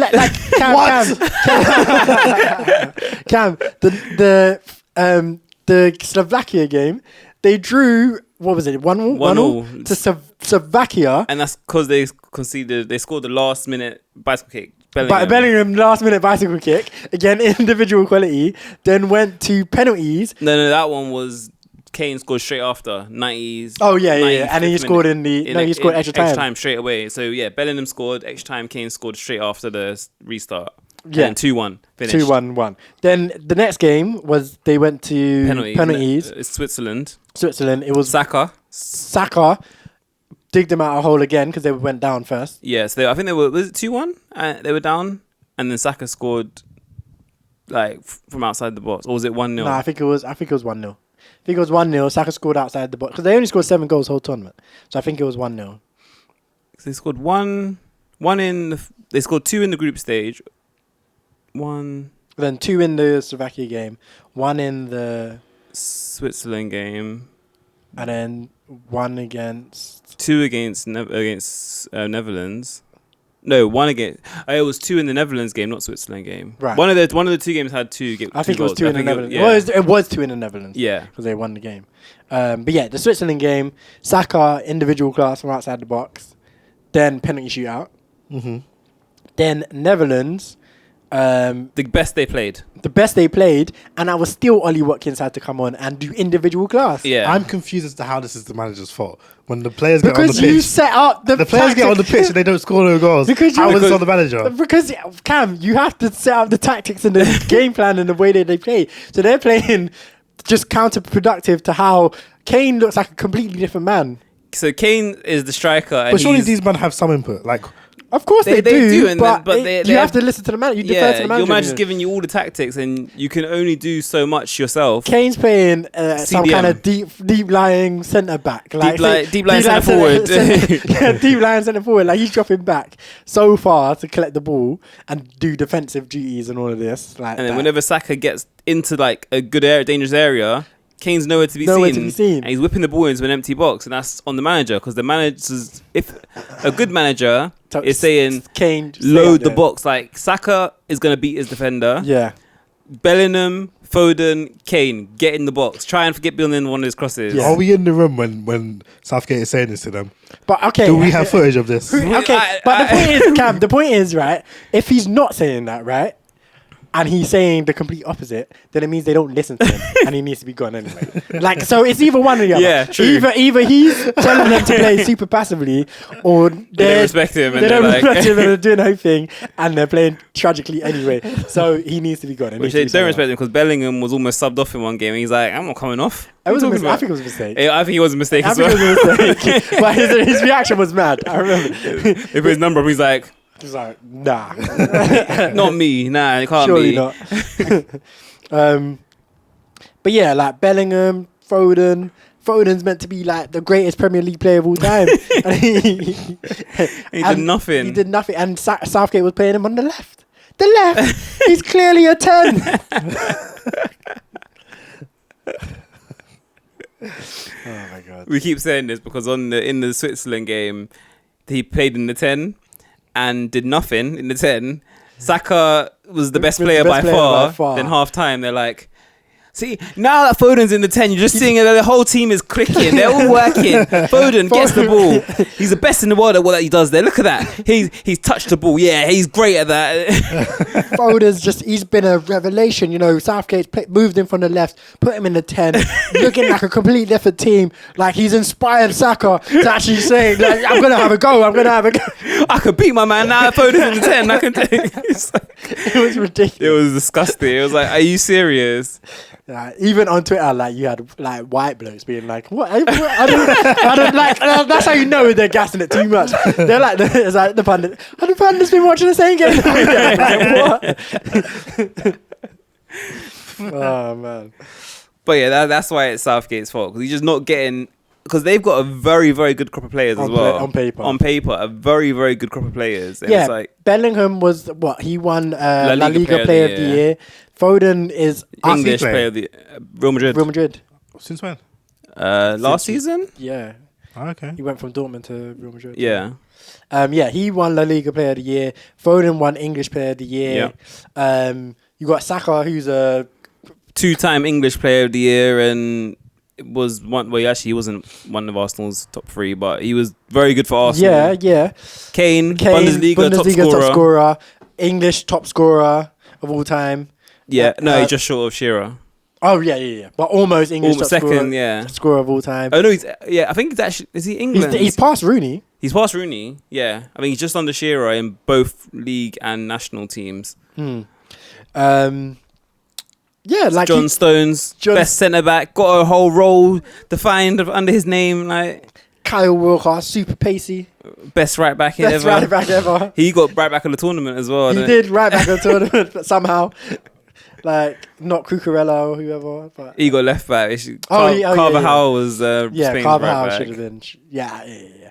But Declan Rice, like they've got ballers in this English squad. Like Cole Palmer. Top to bottom, and then on the bench they've got Cole Palmer stacked on the bench as well. Ivan Toney, Watkins. Ballers for days, and you've got my man telling you score one goal and then sit back, sit back, and it's like you're playing Slovakia, bruv. Like, come on. They scored 7 goals and they only played 7 games. Like average a goal a game for a team that good. They should not be doing that. Yeah, and they didn't even win. They won one game up until like in actual normal time, because they won their first game versus Serbia. Yeah, and then the rest of their games until draw. Netherlands, they didn't win a game. Yeah. Whereas you had Spain, who beat everyone within 90 minutes, except Germany. That was the only one. Oh yeah. They won all their games in 90 minutes. Deserved by far. Yeah. I mean, I said they deserve it. Voy casa. You did. You did. I've got to do a public apology for Cam, because you did want to say Spain. Yeah, I did. I wasn't familiar with your game. Yeah, I wasn't familiar with your game either. Listen, I wanted to say Spain, and then you said, no, Spain bad. I was like, okay, cool. Spain bad. It's not even that they're bad. I guess I say France. They were just young. Because we were looking at teams and like they're young and they didn't have anyone leaping out. But I wasn't expecting. And they didn't. To be fair, Spain never have a good striker. Like, other than like David Villa, Fernando Torres. They when they won the World Cup, who was up front? David Villa, I think. Wasn't it Torres? 2010. I think it was Villa. And it was between Torres was on Villa and Torres. Yeah. Didn't Torres score like a crazy header goal in that tournament? Wasn't that? I remember seeing something crazy. Maybe. Are you talking about Van Persie's header? No, I'm talking about Torres, but I don't know. And either way, I was gonna say Spain. Then I did actually switch to Spain once I saw them play one game. I was like, I can get behind these. Yeah, they were very good. They deserved it by far. But it's because they stopped playing woke ball, man. They were not doing this woke tiki taka, pass it. They were just super direct, just forward passing. Yeah. Forward, like, it wasn't this.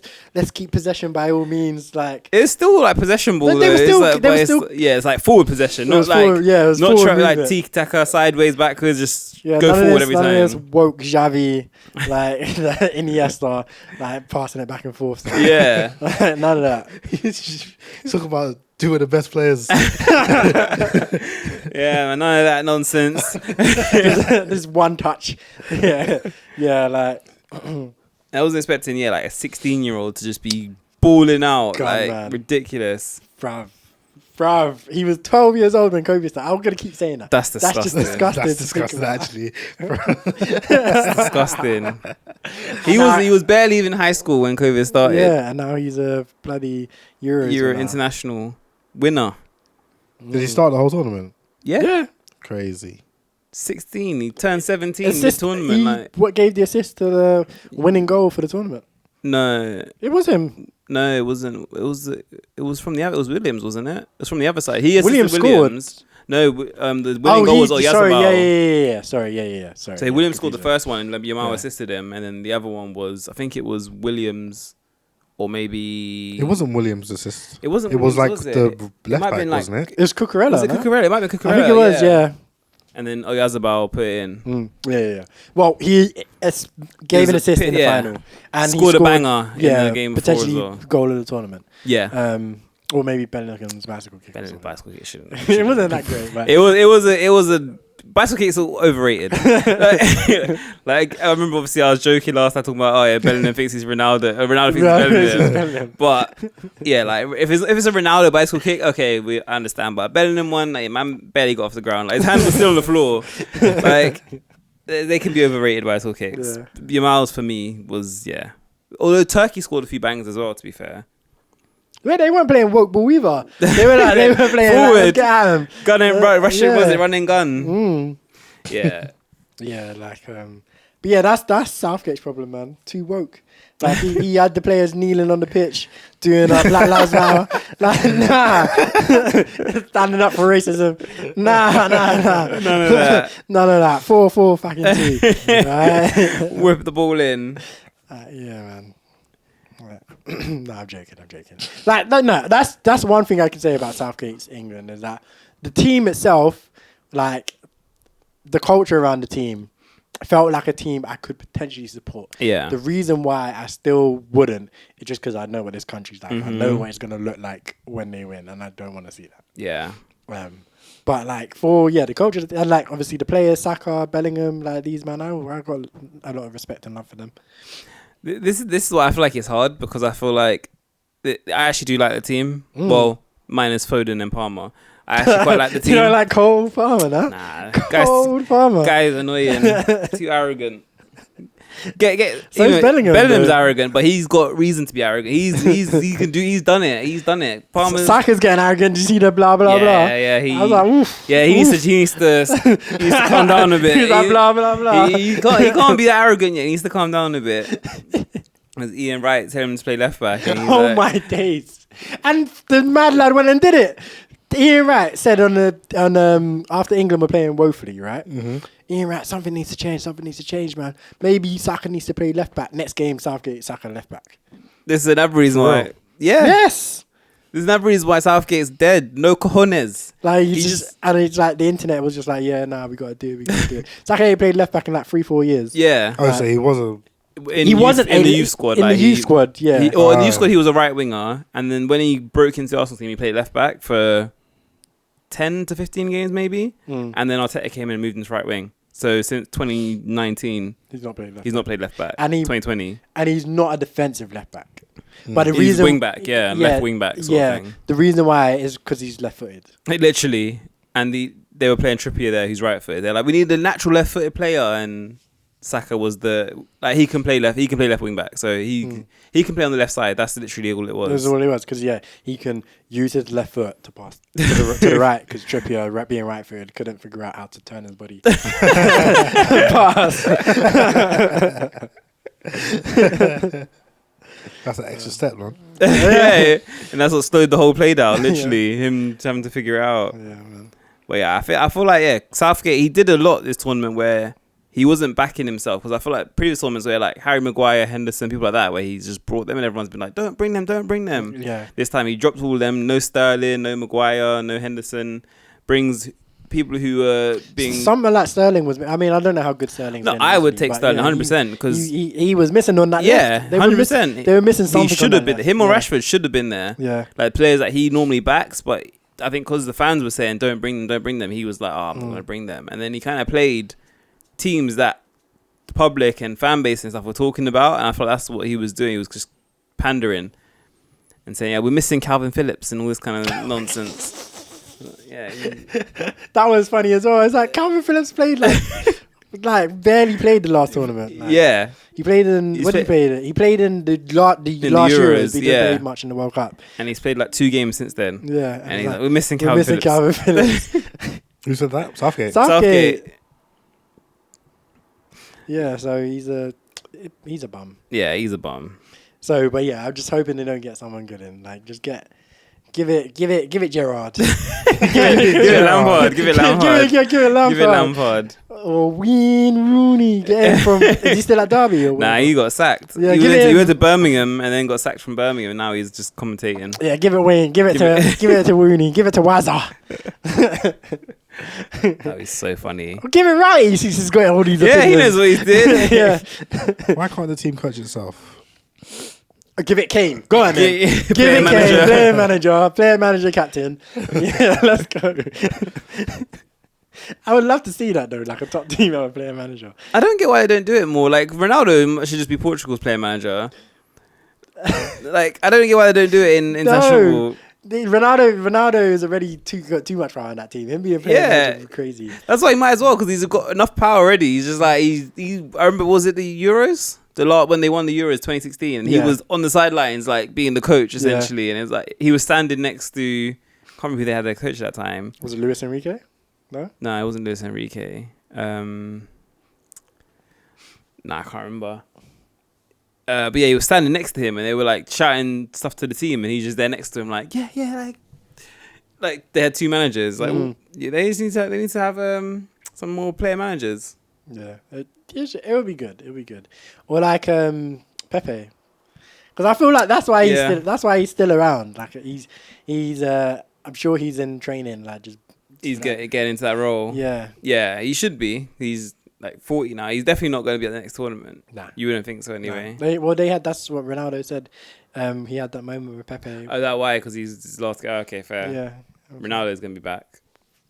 The way how you said it about how it's Pepe's last tournament. I was like, oh right, it's not your last tournament as well. Yeah, it's not our last tournament. It's Pepe's last tournament. Yeah, I will be back. I will return. Yeah, it was like an interview. He was like, it was like such a special moment to share Pepe's last moments on the field.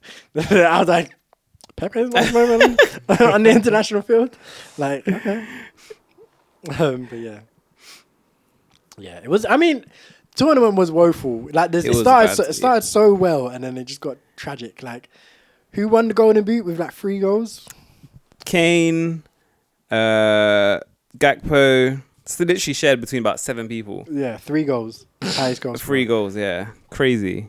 Yeah, it was terrible. Like, yeah, it started so promising. The first round of games was like, Germany winning 5-1. Like I feel like Turkey won like that was this tournament. 3-1. Yeah. Jesus, I forgot. That was the first game. Scotland.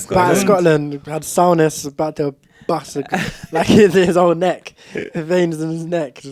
Who's that? Fuming. One of the common pundits. What did you hear him getting onto Mainu? He was like, Mainu doesn't know his role. Yeah, doesn't know his role. I was like, have a day off, man. Literally. Mainu was probably England's player of the tournament. Yeah, he was solid. Literally. And he don't know his role. Doesn't know his role. He's not Foden in the 10, that's why. Foden doesn't know his role. Foden doesn't know his role at all. Guy's lost. No, the one person who doesn't know his role is Kane. And whether that's Southgate's fault or Kane's fault, Kane does not clearly. He like when you watch the highlights back and you see Saka like down the wing crossing the box, and you see Kane behind Mainu. Yeah, like it's like what the hell are what are you doing? You are the striker, my guy. Yeah, why are you coming in behind the CDM? How does that make sense? Because they're saying that apparently he had a back injury, but it's like, why is he playing then? Yeah. Why are you calling him up? Yeah, give the wristband to Walker, who came back and got a case. Yeah. He He's came back going straight to court, straight innit? to court. He's apparently he had 2 babies on his missus. He cheated and he had two babies outside of wedlock with the same woman. And I think the woman suing him for child support or something. Yeah, she apparently she wanted a house, and then this was with the first one. She wanted a house and stuff, and I think he didn't get it for her, and then went back, had a second child with her, and now she's gone back for him again. Bro, people are on nonsense all the time. Bruv, no control. Literally. Bro. Yeah, he came back. They straight back in a suit, going into court. People, man, Jesus Christ. But Bez, you think Henri in his prime can take him? Shout out to Vodka. I don't know, you know. Did you see Henri's face when he even got asked that? He's like, me? Like, I wouldn't even need to try. I would toast this man. Yeah, that was so funny. That was very disrespectful. So disrespectful. That Henri was disrespectful to Walker. Nah, man. Grealish shouldn't be asking that question. No, you gotta give the young player his day, his tens. Gotta give him his tens and just be so Cam. Yeah. When City won, it was the league, right? Yeah. City won the league. Grealish and Kyle Walker were doing an interview with one of these like CBS, like Henri, Micah Richards, all them lot. Yeah. And Grealish, they just won the league, bearing in mind. Yeah.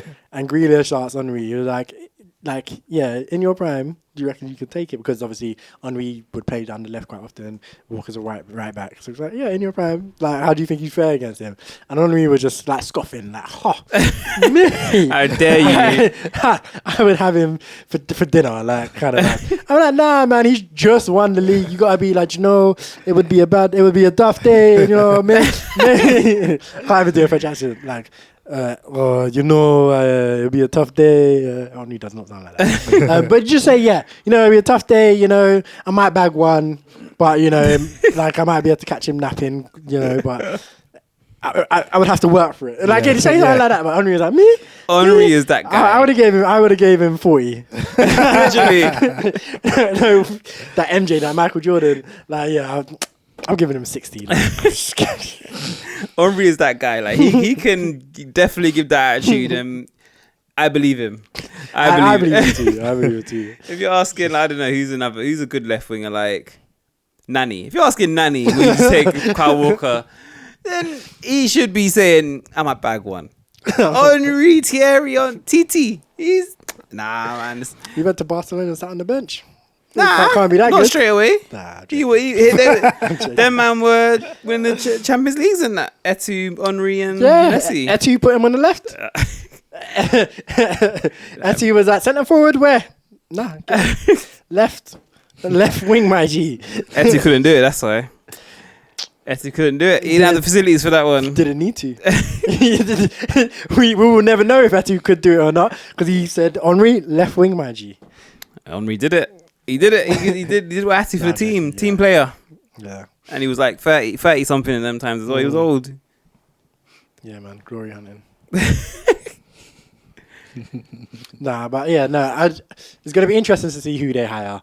I need them to hire, like, either one of them, like, get back Sam Allardyce, or one of them, or like David Moyes, or one of these kind of English guys. No, that's the only answer. Get one of these kind of English guys. Do you not get like? I'm seeing like Pep, Klopp. Because he's meant to be leaving City next year. Yeah. Or this after the season, contract's ending, so he's meant to be leaving. So they're saying they're gonna give it to some English dude for a year, and then Pep comes in. That will be peak. England will cook. Nah, them will truly see that the English team is just unmanageable. It's not the manager's fault at all. Comes back in Southgate. Yeah, he's like Southgate. Pep goes out group stages. Yeah. Southgate, it would never. Nah. If Pep or Klopp, either one of them, man, like that's a long time. It's peak. It's peak. I wouldn't want to see that. They're not trying to find a good English coach. I think that's what they're gonna do. I reckon that, but so. yeah. Well, I mean, they've got Wait, Moyes is Scottish, isn't it? I was probably saying Moyes like I feel like he's Scottish. I think he might be Scottish. Yeah, I think he might be Scottish. That's why he had the Sir Alex Ferguson link up. Yeah, I think you're right. Yeah, but yeah, they're advertising the England job on their website. Yeah. I go apply. Send your football manager resumes in. I literally don't even have a football manager resume. I've never completed a season. You're better than Southgate. Oh damn! I did sports leadership in year 9. think that's my credentials there. Good 15 years ago. Yeah, I refed a hockey game. Been around all the sports. I know my stuff. You know, I've kicked the ball here and there. Kicked the ball here and there. You know, down Rectory Park. Again, better than Southgate. Nah, Southgate wanted to redeem himself as well for missing a penalty back in the day. Yeah, couldn't do it. Couldn't do it. That's another reason why I think he's a bum. Just he's just a bummy player, bummy manager. Like, just get out of here. Give it Neville. Give it Neville. Guy talks too much. Yeah, Neville. give it one of them lot, like them commentators. Give it to Souness or Carragher. He's Scottish. He would sabotage him on purpose. True. Jamie Carragher. Give it to Carragher. Like, them lot always do. One of you Talking the most. Blah blah blah. Like as Saka said, give it to one of them lot. Jamie Redknapp. Him and his dad. Let them do it. Oh my days.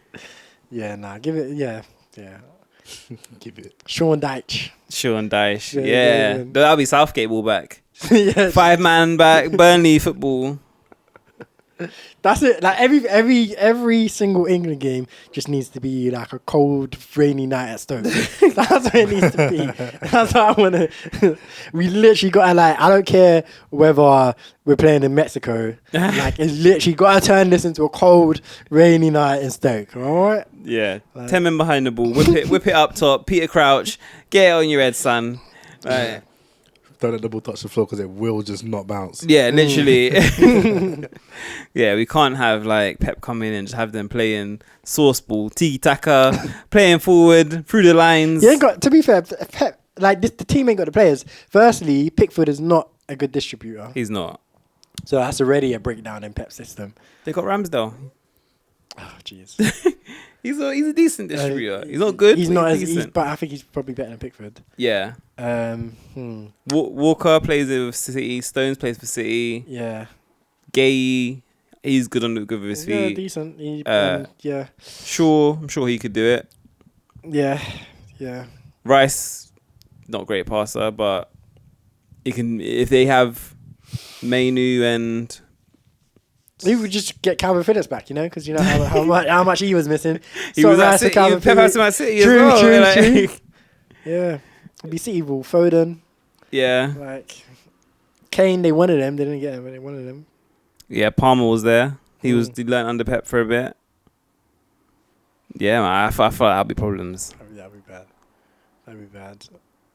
But hopefully, France get Wenger. Yeah, I think they'll get Zidane if Deschamps leaves. Oh yeah, because he's still about. Yeah, France get Zidane, and the two baldies go at it. But the French baldy comes out on top over the Spanish baldy. Yeah, that'll be good. I would prefer that. Zidane needs to show he's the man. He did that at Real Madrid, and then just I've done it now. I'm Zidane, out. better baller, better manager. Yeah. There you go. You got to prove it. You got to prove it. You got to prove it. Show that you're the guy. But yeah, before we go into the watch list, then let's quickly touch on this Argentina controversy. Enzo Fernandez. Yeah.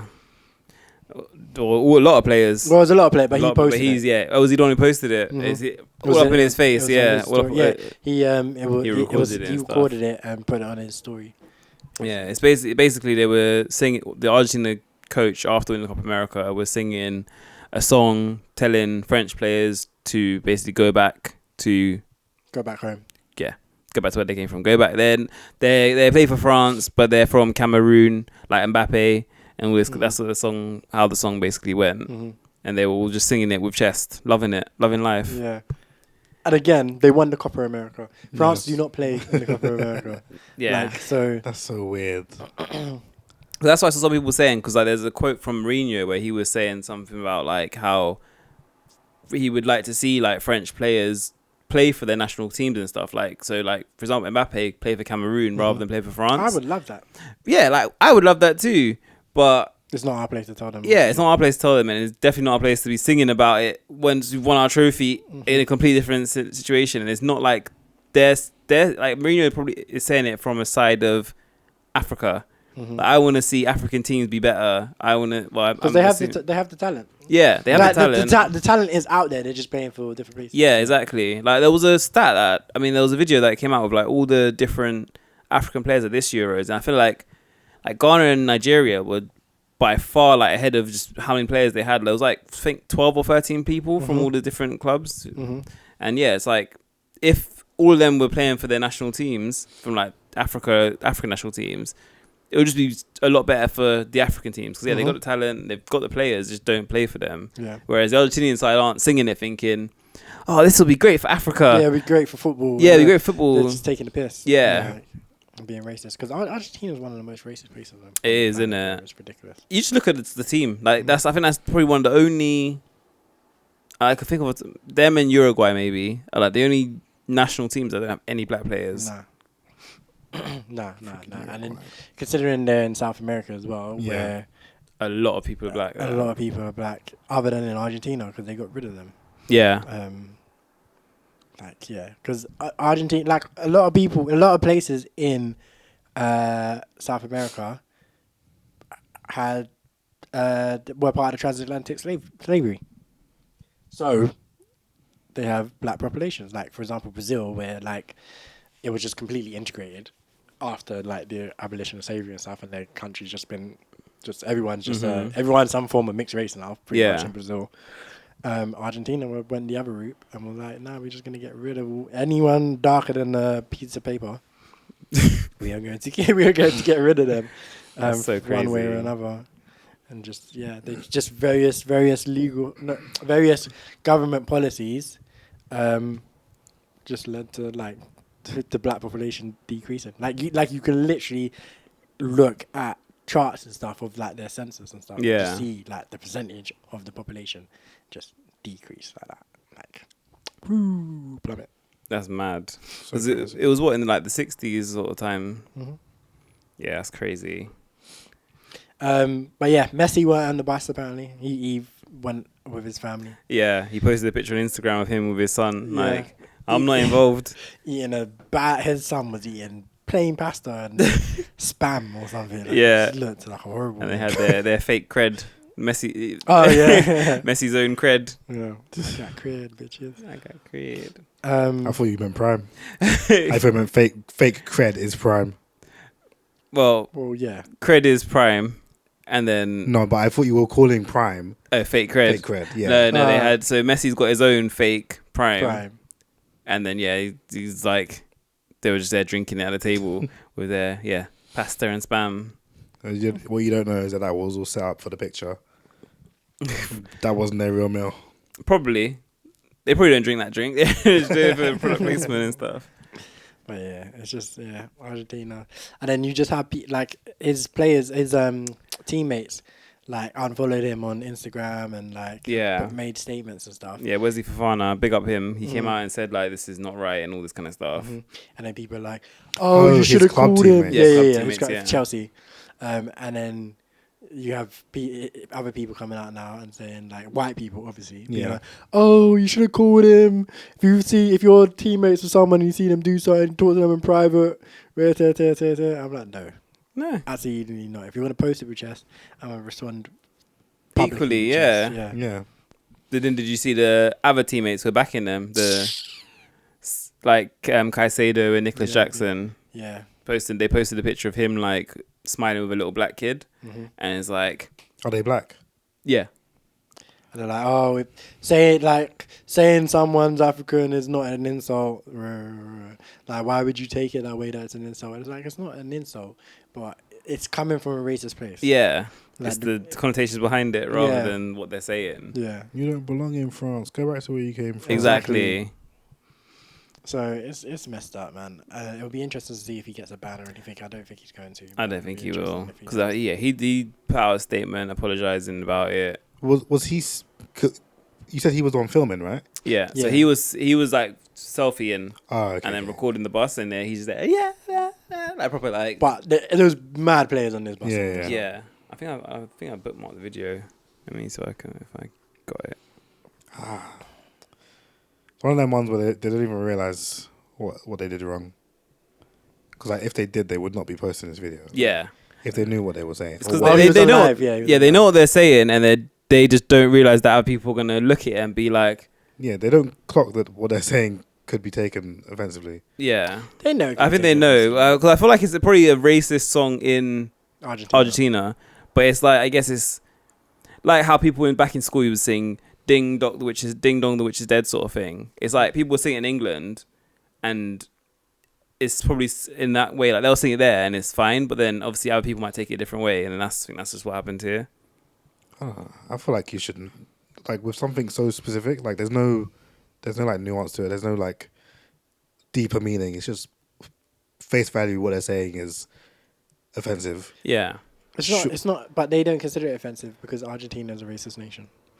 So like, I will just bang on that Argentina is a deeply racist place. Yeah. Like, so I feel like to them, they're just saying something. They don't fathom that it's an offensive thing to say that.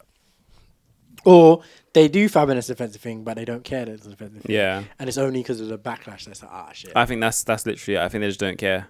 Yeah. And they're just like, it's racist, but hey, it doesn't matter. We're racist, yeah. And that's the way we like it. Literally.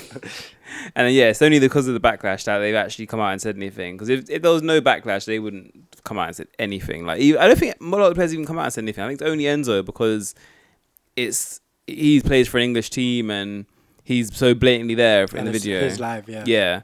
So I think his statement is not like it's come from him. It's probably his PR team have written it. I think Chelsea put out a statement as well saying like, oh, he's apologized and it's a learning sort of thing. We'll educate them, and I think that's kind of where it got to. But Chelsea never beating the allegations. Never beating the allegations. Never. It would definitely be a Chelsea player. Yeah. Yeah, man. But hey ho, and and Vinicius Junior gets all the hate in the world. Literally for doing nothing, being a good player, for being a baller. Yeah. Yeah. That was rude. Bloody hell. You see the guy was walking around the crowd with both his fingers up. Yeah. Yeah.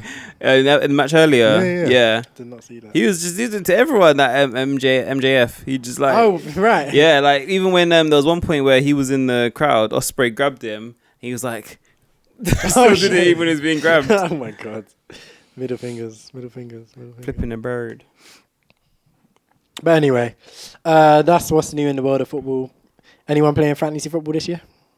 I'll start it. I feel like I always start it, and then I'm thinking to start it as well.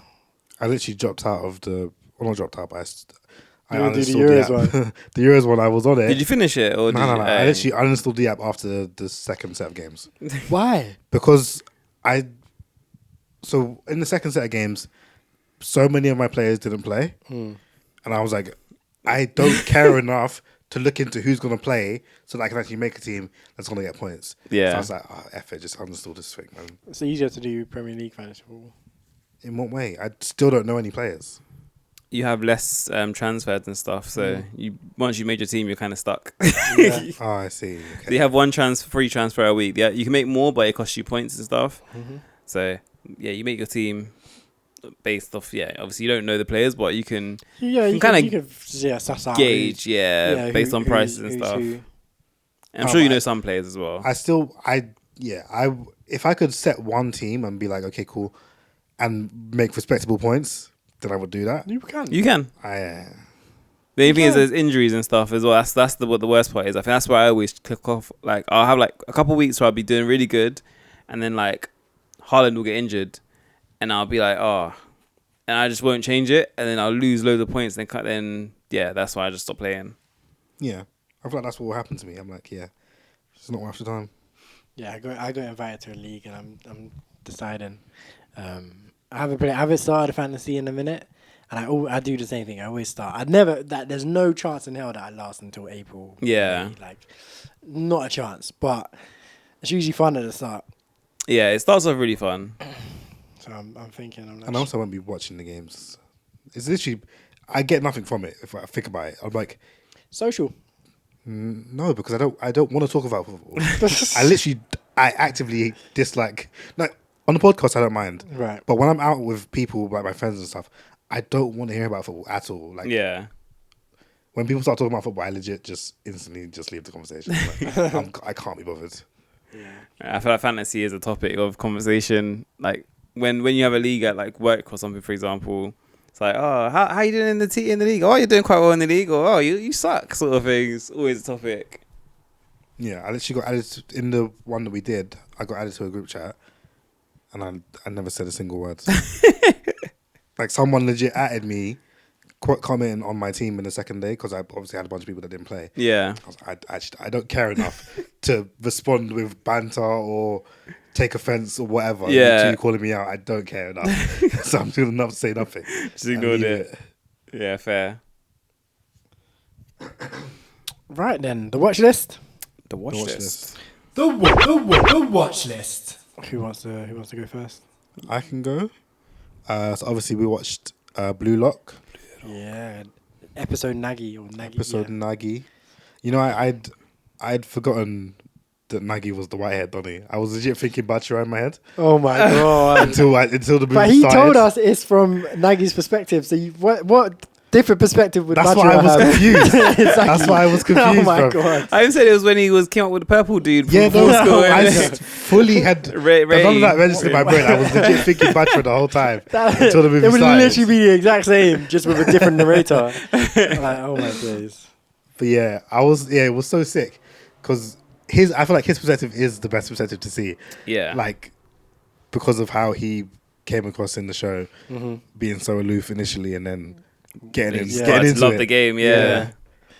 He that was my guy. I was so and the promise that they made to each other. Yeah. We'll stay together. He snaked it. Yeah. He made the promise. It was his idea. He's like, let's play football together forever, sort of thing. And yeah, immediately snaked it. First opportunity. First opportunity to go elsewhere. He did. It was far. what did you guys think of the movie, though? So good. Yeah, it was a good recap. It was definitely a good recap of what happened. Breezed through like a lot, obviously. Yeah, which was good. Not as good as the show because the show obviously gives you more time to breathe and whatnot. But yeah, it was still definitely hype. It was still definitely hype. Like, yeah. I was reading something about it the other day, and they were saying that because it apparently got rated quite low because they think that like the animation wasn't good enough. Like, this is what I was wondering.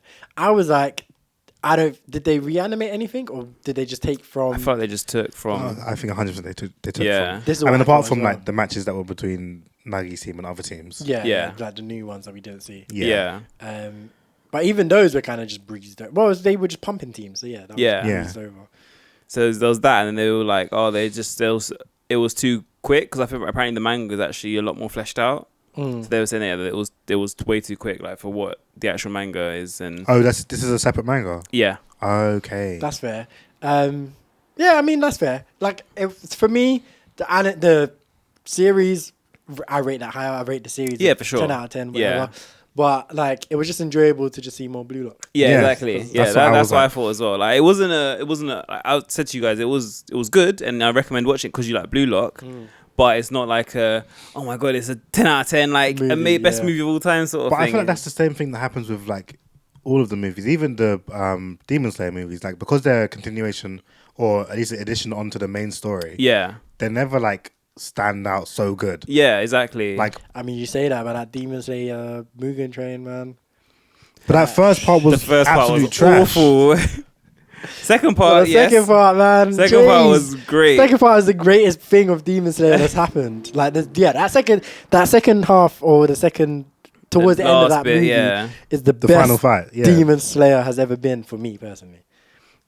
Yeah, that was sick. But yeah, obviously, like when you think about Dragon Ball Super Broly, like that's mostly canon. But it's mostly disconnected to what happens in the show. No, like there's no like At the moment, I reckon that's gonna come into it after what's happened now. Well, yeah. Well, I mean, it seems like when I watched it, it felt like a standalone movie. Yeah. But because of that, it just stands on its own. Yeah, and it's exactly. sick. Yeah. But yeah, and then like if you look at Boku no Hero's movies, those are just bad. Like they're terrible. Those They're standalone as standalone well. ones, but they're just bad standalone. Those are like original movies. stories. They're just terrible. But yeah, I obviously watched that, and then I started watching The Bear, the TV show. Oh, okay. Okay. Do you like it? I like it. I couldn't get into it. It's so much drama. I've been meaning to watch that. I like it. I was watching it when I came earlier, and it is like just so much drama. It's just drama. I just saw all I've seen from it. I saw a clip where like this one guy goes up to the main guy, the chef, the white dude or whatever, isn't it? And it's just like, oh, I perfected my sauce or whatever. I couldn't figure out like something, and I finally figure out how to make this work. And the head chef is just like, "Are you fucking kidding me right now?" I literally just saw that scene. Oh, is it? I was like, what is happening? Yeah, he's the baker of the group, and he's meant to be making cakes, right? But he was practicing making donuts, right? And they're like, this episode is crazy. They are behind, like very behind on their prep. Right. And he's coming up to him like, I found out how to make these donuts perfectly. And he's not done his cakes yet. So he's annoyed at him. He's like, what are you doing to me right now? Yeah. And like snaps it out of his hand.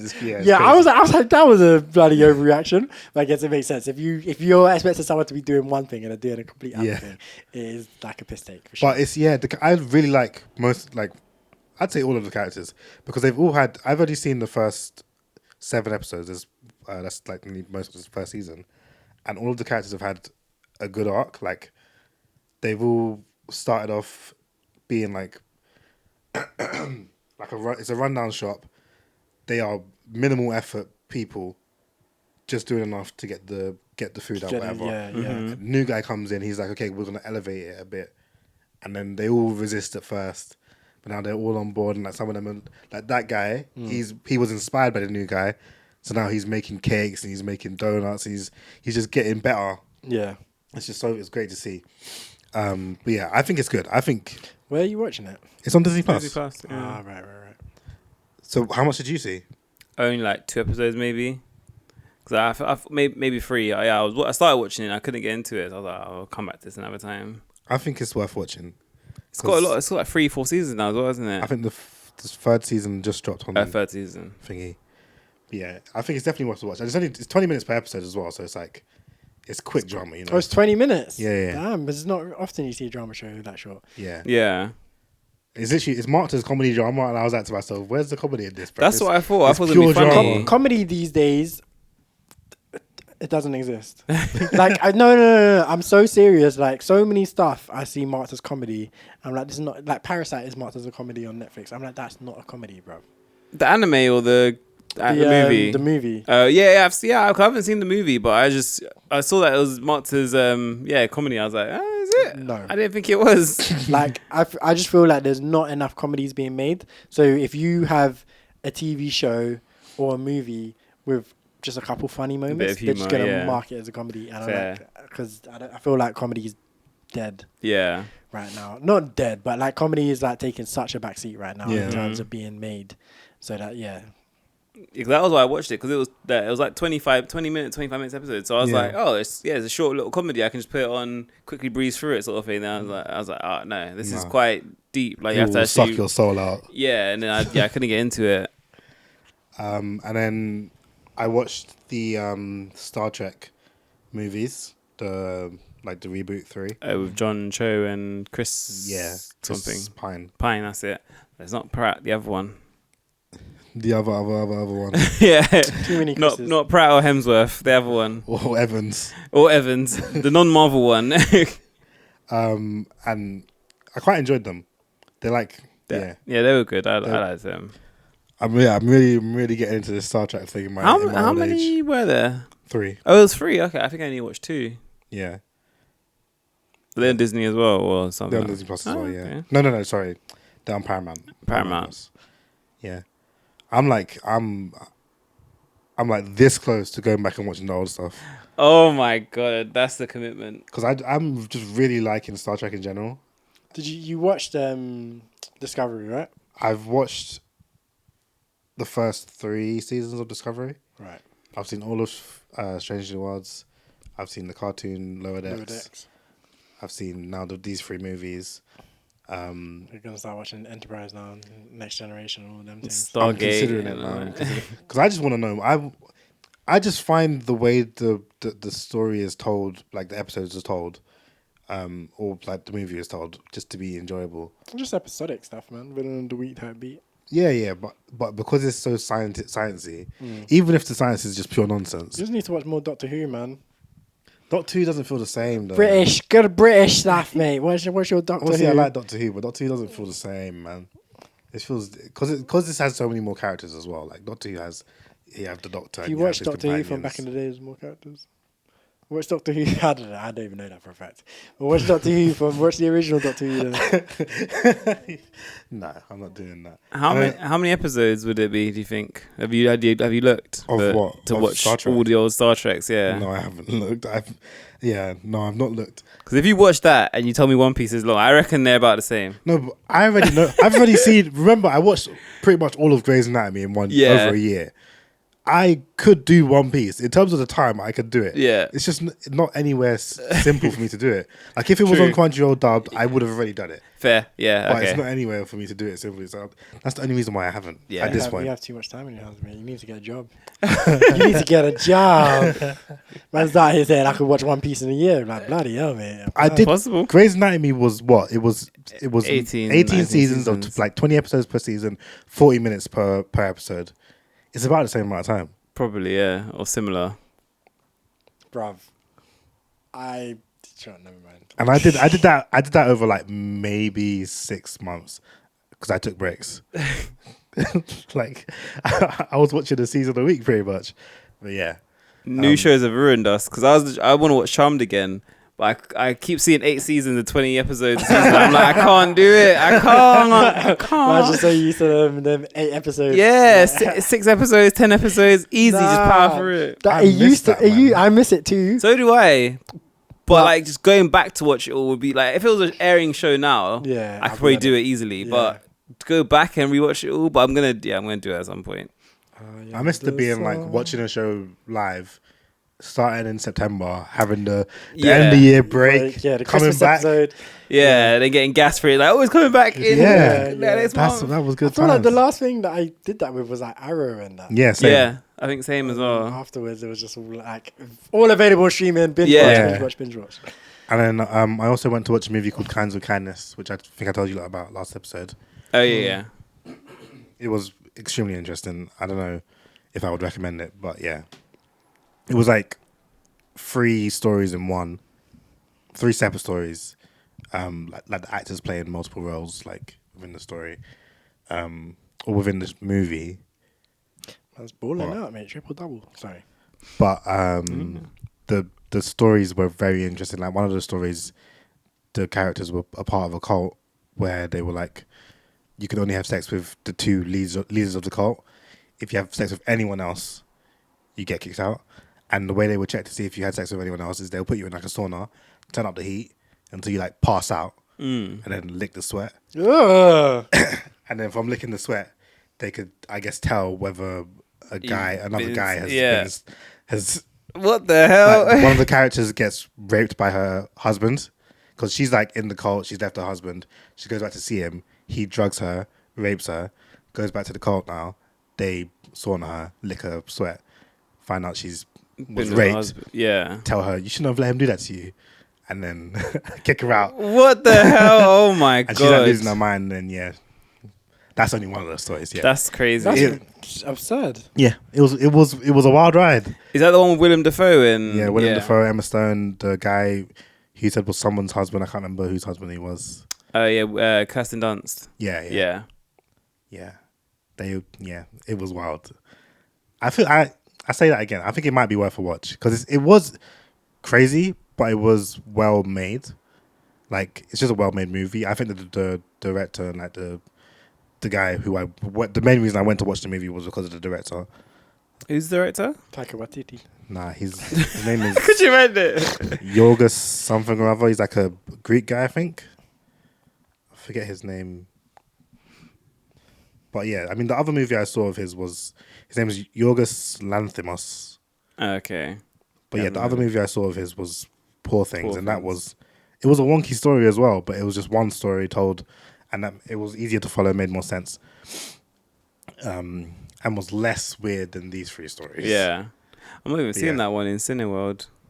What's that? Kinds of Kindness? Yeah. I mean, I don't think it would be. I watched it at the Ealing Projects. Oh, okay. I saw a trailer for it, but obviously it's just not showing here. Yeah. And I went into it completely blind, so I had no idea what I was going to see. And then what I saw was a complete madness. It sounds like a madness. Yeah, it definitely does. It's and that was just one story. I won't even get into the others. I might have to watch it. But yeah, that's me. Cool. Shall I go next? Oh wait, I didn't say I've also been watching obviously Young Justice. I've started the 3rd season now, and it doesn't. Well, of what I've seen, it doesn't hold up. Yeah, against season 2 and 1. But it could get better. All I know is that in season 4, it gets like super adult with like characters being depressed and stuff. Yeah. I feel like season 3 is where I started dropping off myself when I was watching the first time. So that seems to be about right, I would say. Yeah. Let's see. So I have watched a lot of the anime from last season I caught up with. So they've finished now, like Kaiju number 8, Viral Hit, Windbreaker, Demon Slayer. So I watched all those. Watched The Mole season 2, which I enjoyed it. It was a ride. You finished it? Yeah, I finished it last night. So did you figure out the mole before? Nope. No, didn't. I was mistaken. I was like when it happened, I was like, okay, fair. But like, yeah, I didn't manage to guess it beforehand. And then I finished Power Book 2, Ghost, and Power Book 4, the Tommy one. So yes, I finished those. I watched a film yesterday. Wait, is there no order to that? Is there what, sorry? No order to that. Yeah, so it's like, there's 4, but it's like, it depends on if you want the chronological order or like the time order sort of thing. So it's technically like 3, 1, 2, 4, or 2 and 4 are like mismatched in their timeline sort of thing. Yeah. So yeah, so I just watched 2 then 4, but I was annoyed though because I kind of planned it that when I finished, by the time I caught up with it, it would kind of be finished airing, but they had a break on book 2 now. Oh. So it's mid-break and I've finished that. I'm like, now I've got to wait a couple months for the next episodes. And then I watched something called Die Hard, the Kevin Hart movie. Die Hard, Die Harder. So it's number 2. Oh my God. I saw the trailer. I saw like the advertisement for that and I was like, this looks like nonsense. Yeah, it is nonsense. It's okay. It's like a good background. It's not. I wouldn't say go watch it, but like if you want a background movie where you just feel like you don't really want to pay attention, it's one of those good movies. It's got a bit of comedy to it, bit funny. Not great though.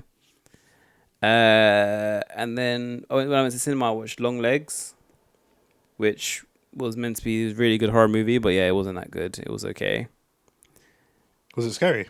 Was it? Not really, no. It's got Nicolas Cage in a costume as Long Legs, and he kidnaps. So he's got some sort of power that he can get the father of a family to murder the wife, child, and then himself. And it's then this police force is trying to work out how this person is doing this. Then once they find out who it is and trying to capture him and all this sort of thing. But yeah, it had a few jumps in it, but it wasn't really scary. It was okay though. Yeah, I wouldn't say go watch it in a hurry. But and then I watched Fairy Tale 100 Years Quest. That's just started. Yeah, my nephew was telling me that it's coming back. It's back. It started 2 episodes in now, so I watched those. Where? What? So yeah, it's basically they've after the ending of it.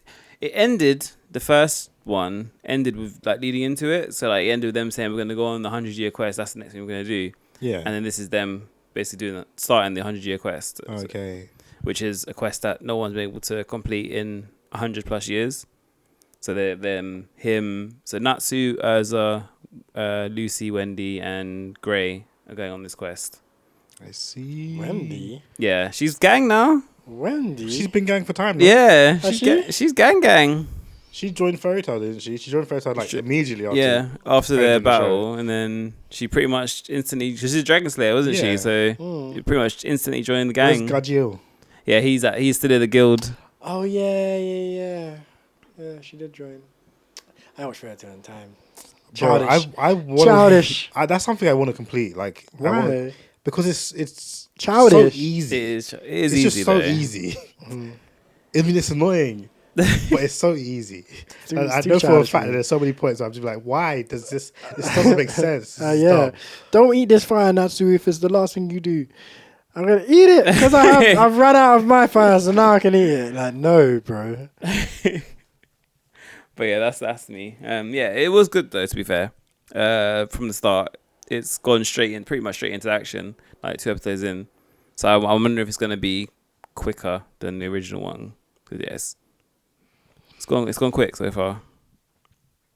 LeBron James. Oh, too early. Right. So, I watched. Well, I finished Ninja Kamui. I can't remember if I mentioned it. Actually, I did. You did, I yeah. told you not to watch it. Yeah. I watched American Gangster. I've never seen that before. Denzel in his bag. I finished Stone Ocean, JoJo's, finally. Oh, Stone Ocean. The ending was, I wasn't expecting the way it to end the way that it did. Are you caught up now then? Yeah. I think yeah, that's the last absolutely. one. How did it end? Do you remember? Yeah, I think so. It was chaos. Basically, yeah. Yeah. And, like they go into. He goes so far in the future that it becomes a whole new universe, essentially. Oh no, I can't remember the ending then. Father Pucci. Yes, I remember. I remember Father Pucci and like Jotaro comes back and all that. That's how it ends, right? No. Oh, okay, I can't remember the ending properly then. Cam, you don't care, do you? Not at all. Okay. So he kills everyone. He kills Jolene, Jotaro. Weather Forecast gets killed quite early. Kills Jotaro, Jolene, Anastasia, Hermes or whatever her name was. Kills all of them. Mm-hmm. And it's just the kid. I can't remember his name. The little blonde boy. Yeah. Yeah. He's the only one left. And he runs away from him. He manages to run away from him. But remember his power, like that affects the time and it speeds up the time. Yeah. So he sped up the time so fast that the world, everything, universe ended. Mm-hmm. And they and then it kept going and it kind of goes through the creation of another universe or another world. And they end up to pretty much about the same place in a similar universe but different. So Oh yeah. instead of Jolene, it's Irene, and I can't remember Jotaro's name. And like it goes to the very beginning where Jotaro and Jolene were in the prison, Mm-hmm. except it's some variation of Jotaro and Irene Yeah. in the prison, and they look slightly different. Their character designs are slightly different. Oh, okay. And he's like bugging out. He's like, what's happened? And Father Pucci catches up to him, still trying to kill him. And then he basically uses Weather Machine Stand. He tricks Father Pucci into doing something, and then he uses Weather Machine Stand, you know, where they have the snails or whatever it was. He takes over him. He basically tricks him into getting that on him, Yeah. and then he basically fucks him up. And then he meets Irene and basically the duplicate versions of all of the people. Yeah. And like he's crying and stuff. He's like, "Oh my god, I can't believe it's you." They're like, "Who are you, little boy?" Oh yeah. It rings a bell now. Yeah, they get together and go on a adventure together. Okay, So- I don't think I understood it. I don't think I understood what happened. It was But a I bit remember. I confusing, remember. yeah. I remember that now. 'Cause they So- were on like a boat or something, weren't they? I think, yeah. But my thing was, I know it continues, and I know the timeline is going to continue. But I'm like, does it continue in this new kind of universe thing? Maybe. And or I feel like it has to. It should do, yeah, because it's all. I don't know, because I feel like it's all been connected. it's all been connected, yeah. So I feel like it has to. Jorno wasn't connected. It's connected to Dio. It was the same world though. Yeah. Like he wasn't connected directly, but it was the same world. Yeah. So that world, Father Pucci essentially killed that world. Yeah. So if we're continuing, then it has to continue. But then that just makes it weird because Jotaro is still alive, but his name's not Jotaro anymore, and his character design is slightly different, which is fine. The character design changes from series to series. Anyway. Yeah. But he's no longer Jotaro. I can't remember his name. Like it's bad because Joestars, like they still got the star Okay. tattoo. That's still a thing. Jolene's now Irene, which again is fine. But like it's. But she's no longer JoJo now. Sorry. If she's not Jolene, then she's not JoJo. That's true. she's Ijo. Yeah. But yeah, I mean, half of the JoJos ain't been JoJo. Yeah. Anyway. I thought they all were. He's Jotaro Kujo, so He's Joe, he's kind of and then Giorno Joku. is in JoJo. Giorno Giovanna. Josuke Higashikata. Yeah. Nowhere near being a JoJo. Jolene Kujo again. Yeah. It's Joku really, but yeah. It's literally since the first two, they're actually Jonathan and Joseph. Joestar. These are all meant to be Jeez, related. they pulled it back. 20 seconds left. Sudana beating USA in basketball. 20 seconds left of the fourth quarter. Sedana up 100-99. Thor is currently walking around the pitch going, I'm him. I'm him. Who else? LeBron who? Jason Tatum who? Steph Curry what? Did you not see Steph just missed the open three and then Thor packed it? Knocked it down. And he didn't. He didn't even do anything, but he's just walking around beating his chest. No, he did it here. Yeah, there. That's the free. Right. This is Knocked the free down. Anthony Davis missed the alley-oop. Steph Curry missing the open free. USA are washed, mate. Washed. I know the result of this game.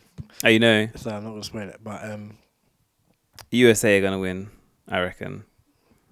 They got 20 seconds. They're going to play the clock well and then is just... that Devin Booker as well? This team is stacked. It's ridiculous. Like when I saw them, like they were doing a video, like can you spin a ball on your finger? I saw that and it was literally like, yeah, it's ridiculous. Because even what's the really skinny guy? He's been playing for a long time. Really good. Really good and skinny. He's Kawhi. Okay, Kevin Durant. Yeah, KD. He's there as well. I'm pretty sure. Oh my god, he's not playing today. Yeah.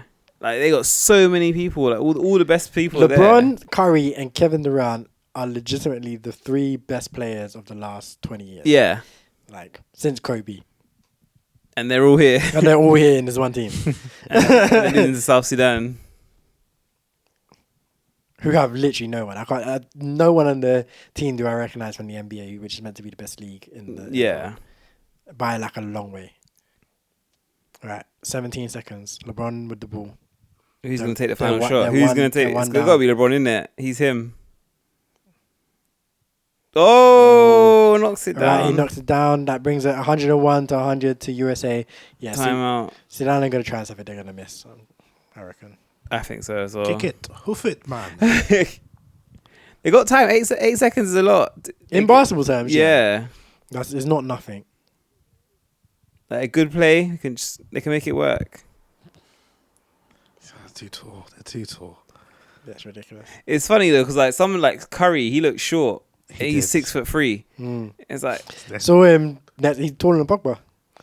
Is he? Yeah. So there was a video of them, and like Pogba dapped him up. He's not much taller than Pogba, but he's taller than Pogba. And I was like, that just puts into perspective. Yeah. Because Pogba's a big football player. Pogba's a tall football player. And Fat Curry's on here looking tiny. Yeah, that's KD. Yeah, KD. Yeah, he's bigger than Pogba. It's ridiculous. It's just such a weird thing because when I saw them, I was like, in my head, I consider Pogba to be big and Curry to be small. Yeah, because they're big and small for their respective sports. But yeah, just basketball is just ridiculous. So, I remember Allen Iverson when he used to be considered a tiny. Like, I still think he was like 5'6" or something. No, guy like 6'1" or something. Yeah. Like, yeah. I don't ever want to find myself standing next to a basketball player, bro. Even I don't want to. Like, Like AD's like 6'8", 6'9" or something. Yeah, it's ridiculous. I think he's 6'10". I think Yeah, LeBron's like 6'8", because LeBron's 6'8", isn't he? Bruv, the bigger issue is that their limbs look in proportion. It's like they're That's the huge. thing. Yeah. But their limbs are in proportion. Is that you stand Which up they to them. would be. They should be. I mean, obviously you see lanky dollies who are like super tall but super skinny. Yeah. But these lot are just sizable. yeah, which is why it's hard to tell. Like they're Yeah, 'cause massive. they don't look tall at all. Like, Yeah, Because they're all next to each other.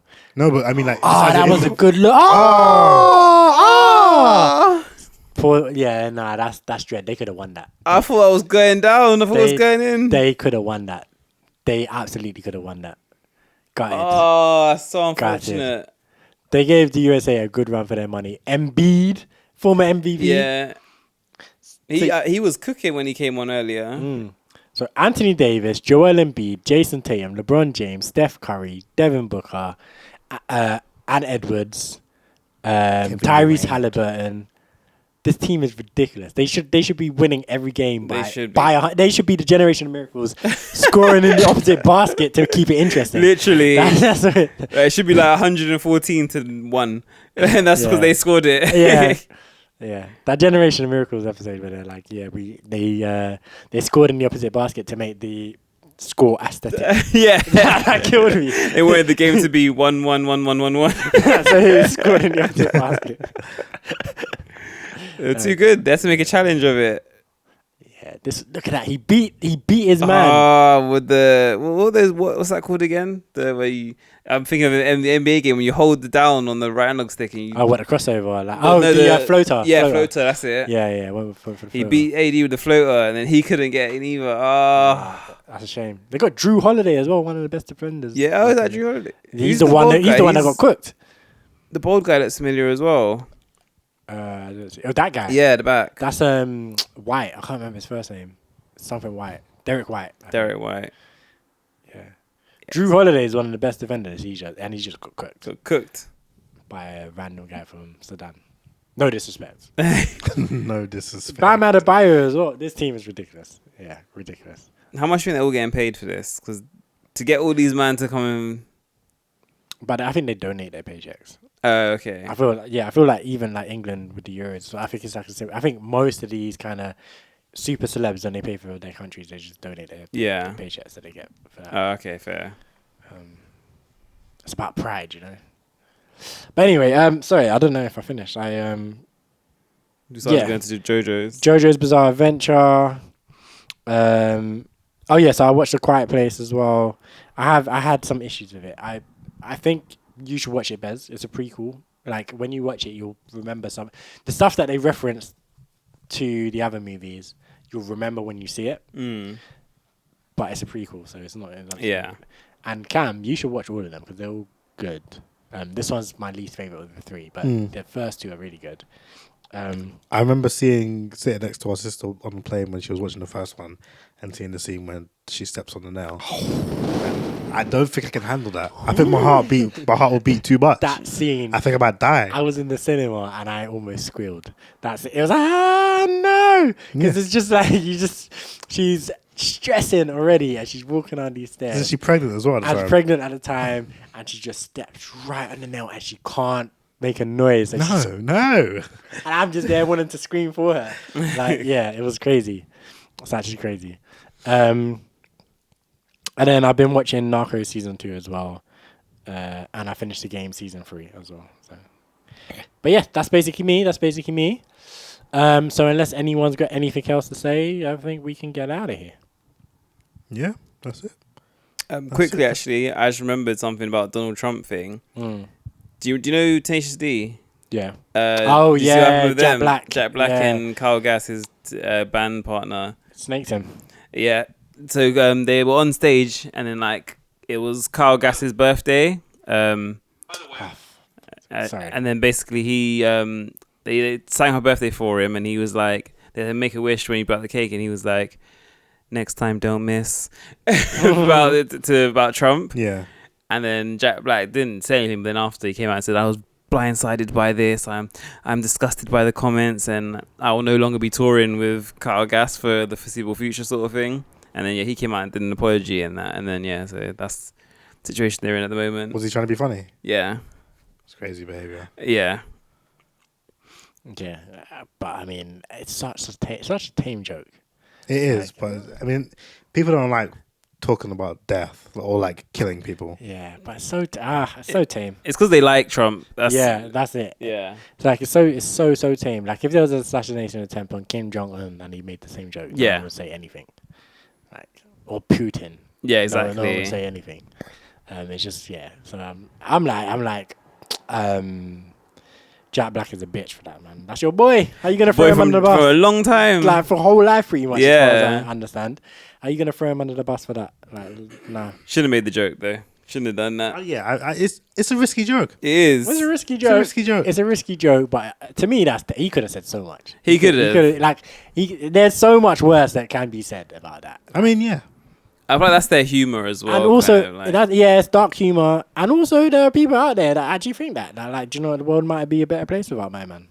True. I mean, of course, and there are people saying that, but you know, you're a celebrity, whatever. You can't. It looked like the crowd enjoyed it. The crowd didn't, like I saw the video, the crowd didn't react negatively. Oh, for real? It was a bit. I feel like it was a bit mixed. I feel like it didn't get a huge laugh, and it was a bit like kind of It was one of them ones. It's a dark joke. Like don't get me wrong, it's a dark joke, but it wasn't like it wasn't like it went like a fart in church kind of vibe. Definitely wasn't that. What? Have you not heard that? That's such a common saying. That's a common saying. I've never heard that before. That's such a common saying. Like, it just means like... That's funny. You not heard it either, Cam? I don't think so. That's so funny. That's such a common saying. Like, yeah. We're just awkward, isn't it? Yeah. So it wasn't that vibe. It was just like... It was like some people laughed, some people kind of were like, ooh. Yeah. But it was like, yeah. Whatever. We move on, Yeah, Jack Black didn't. He didn't do anything about it at the time. No. He didn't even look particularly. Yeah, like, he was there like, okay, let's move on. So yeah, I'm like, Jack Black, you're a bit of a bitch for that, my guy. I like Jack Black as well. Jack Black's good. The school of life. Yeah. But anyway, yes. Let's get out of here. Next episode is going to be our 100th episode. We need to 100. We need to like put that together, like. Get in a production meeting, you know, plan that out, get that done. So yeah, join us in 2 weeks' time for our 100th episode. It's going to be a big one. Not sure what we're going to do yet, but it's going to be a big one, trust me. And for another 2 weeks, we're out of here. Make sure you follow us on all the social networks at 5 Minutes Podcast, everywhere other than Facebook and Threads. For our last track, we're going to play the new AJ Tracey track without Bubble Bath with the Haile Do You Mind sample. Love it. Good stuff. So yeah, this one AJ Tracey, Bubble Bath. We are out of here. Peace. Yeah, Big Brit, I can't change up the accent. We don't gotta switch lanes, can we lap them? I'm a captain, look what the car came wrapped in. No acting, brother, I'm tapped in. It's Pirelli on the tires for the traction. Bare gums, what I paid for a fraction. Big back ting, spin it like Jackson. Call me Bronson for the action. Ha, I'm a Mayfair dater. Cat for the accolades, fiend for the paper. Lover, not loser. Broke boy hater. Microphone and stage show eliminator. Union Jack savior. Wife temptator. I'm the reason your girl's got no behavior. Triple H, pum pum undertaker. Bring the wheel up, call me Charles Xavier. Bubble bath on the nail, she a go-yard girl. I touched down but I broke, can't tell. She said she loved me but it's a cold ass world. See you see me in the dance with the whole cartel. If I'm a player, what does that make you? I wanna make it right, but does that take two? Come we vibe for the night, no stress. If you wanna unjust, then we can run that too. You heard what I said, we can run. The 5 Letters Podcast.